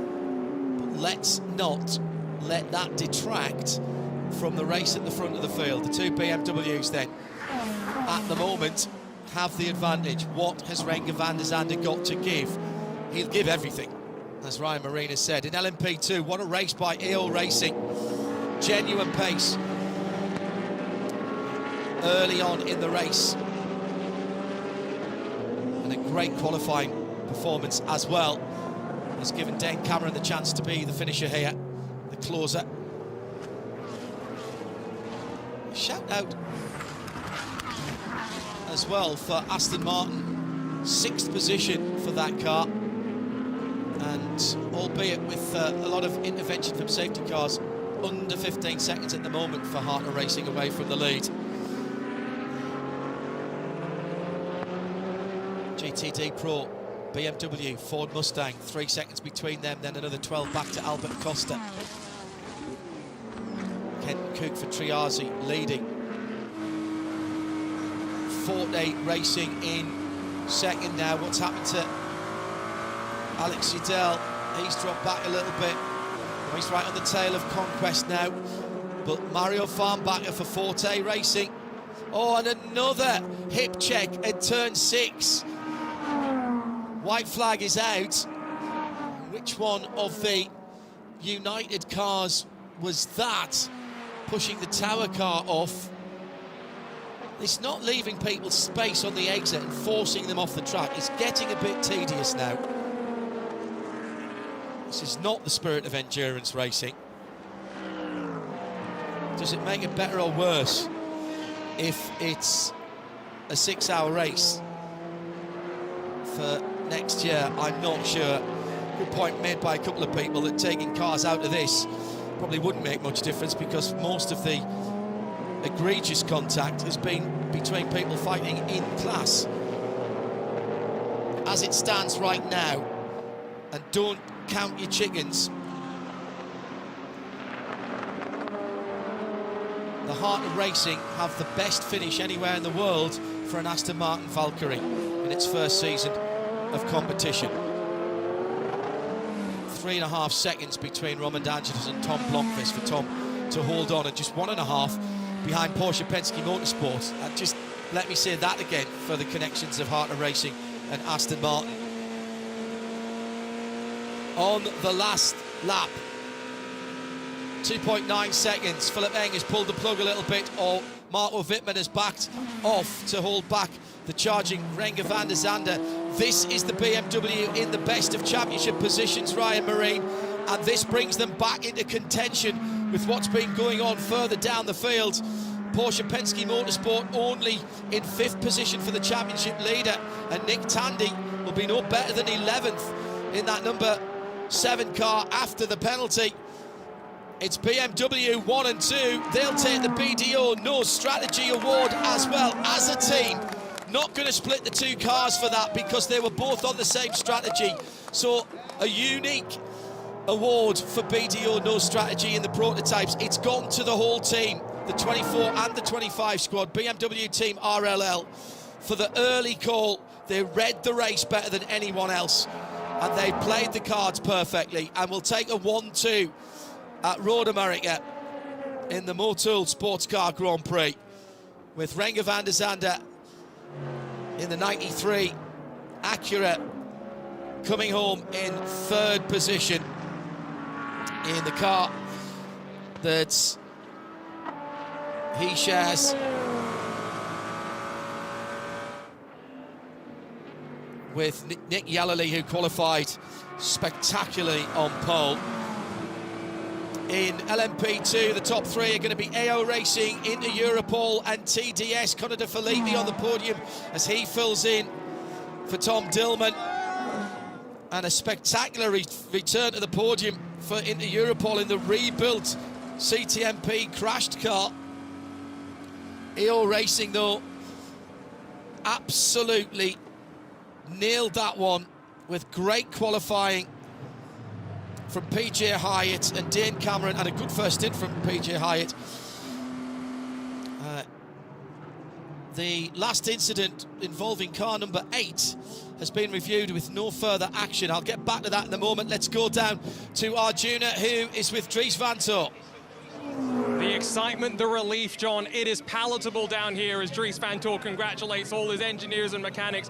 Dries, what does it mean to win your first race as part of this BMW Team RLL crew?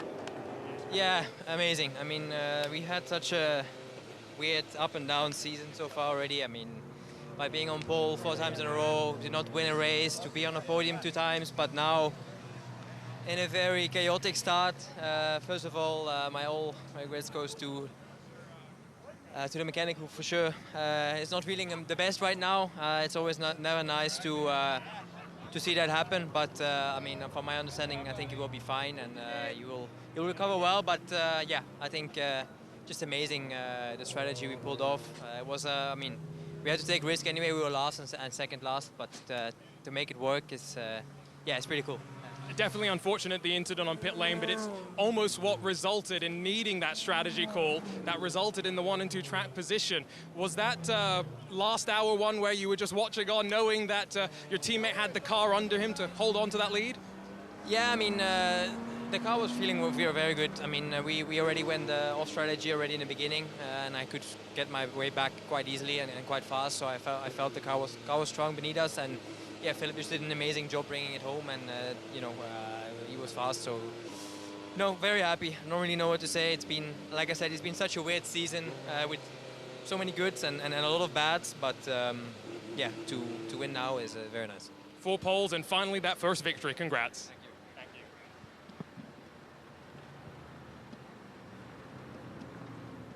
So, Nicky Katzberg, an unhappy spectator at the exit of the carousel on the inside of the track. Just to reiterate our BDO No Strategy Awards winners, we've given it to BMW Team RL, BMW M Team RLL, both cars, because they were both on the same strategy for reading the race and getting that last pit stop in before everyone else. It was a high-risk strategy, but they knew that they were in with a shout if they did that. For GT, I think we're going to give it to, in fact we're going to give it to the Lamborghini of Forte Racing Team, the 78. None of the Lamborghinis had the pace all this week, and they have schemed and planned their way to second place. Also, along with Wayne Taylor Racing, they offered and indeed then loaned their car to Faf as well, so maybe a bit of good karma for Forte Racing, but that took grit, determination and great strategy to get that number 78 onto the podium in second. They take the BDO No Strategy Award for GTD. Let's hear from the winners in GTD Pro. Paul Miller Racing. I was standing with Madison Snow about 15 minutes before the race was ending, and we were talking about whether AO Racing would need to come down to pit lane. But Madison, in what's been a difficult year for you in that number 1 for 2025, finally a victory. I know, finally. We finally got this monkey off our back, and it's a good race for us. You and I were also talking. You've been with the team since 2016. What's it been like as you've now grown and evolved the program to run 2 GTD Pro cars here in 2025?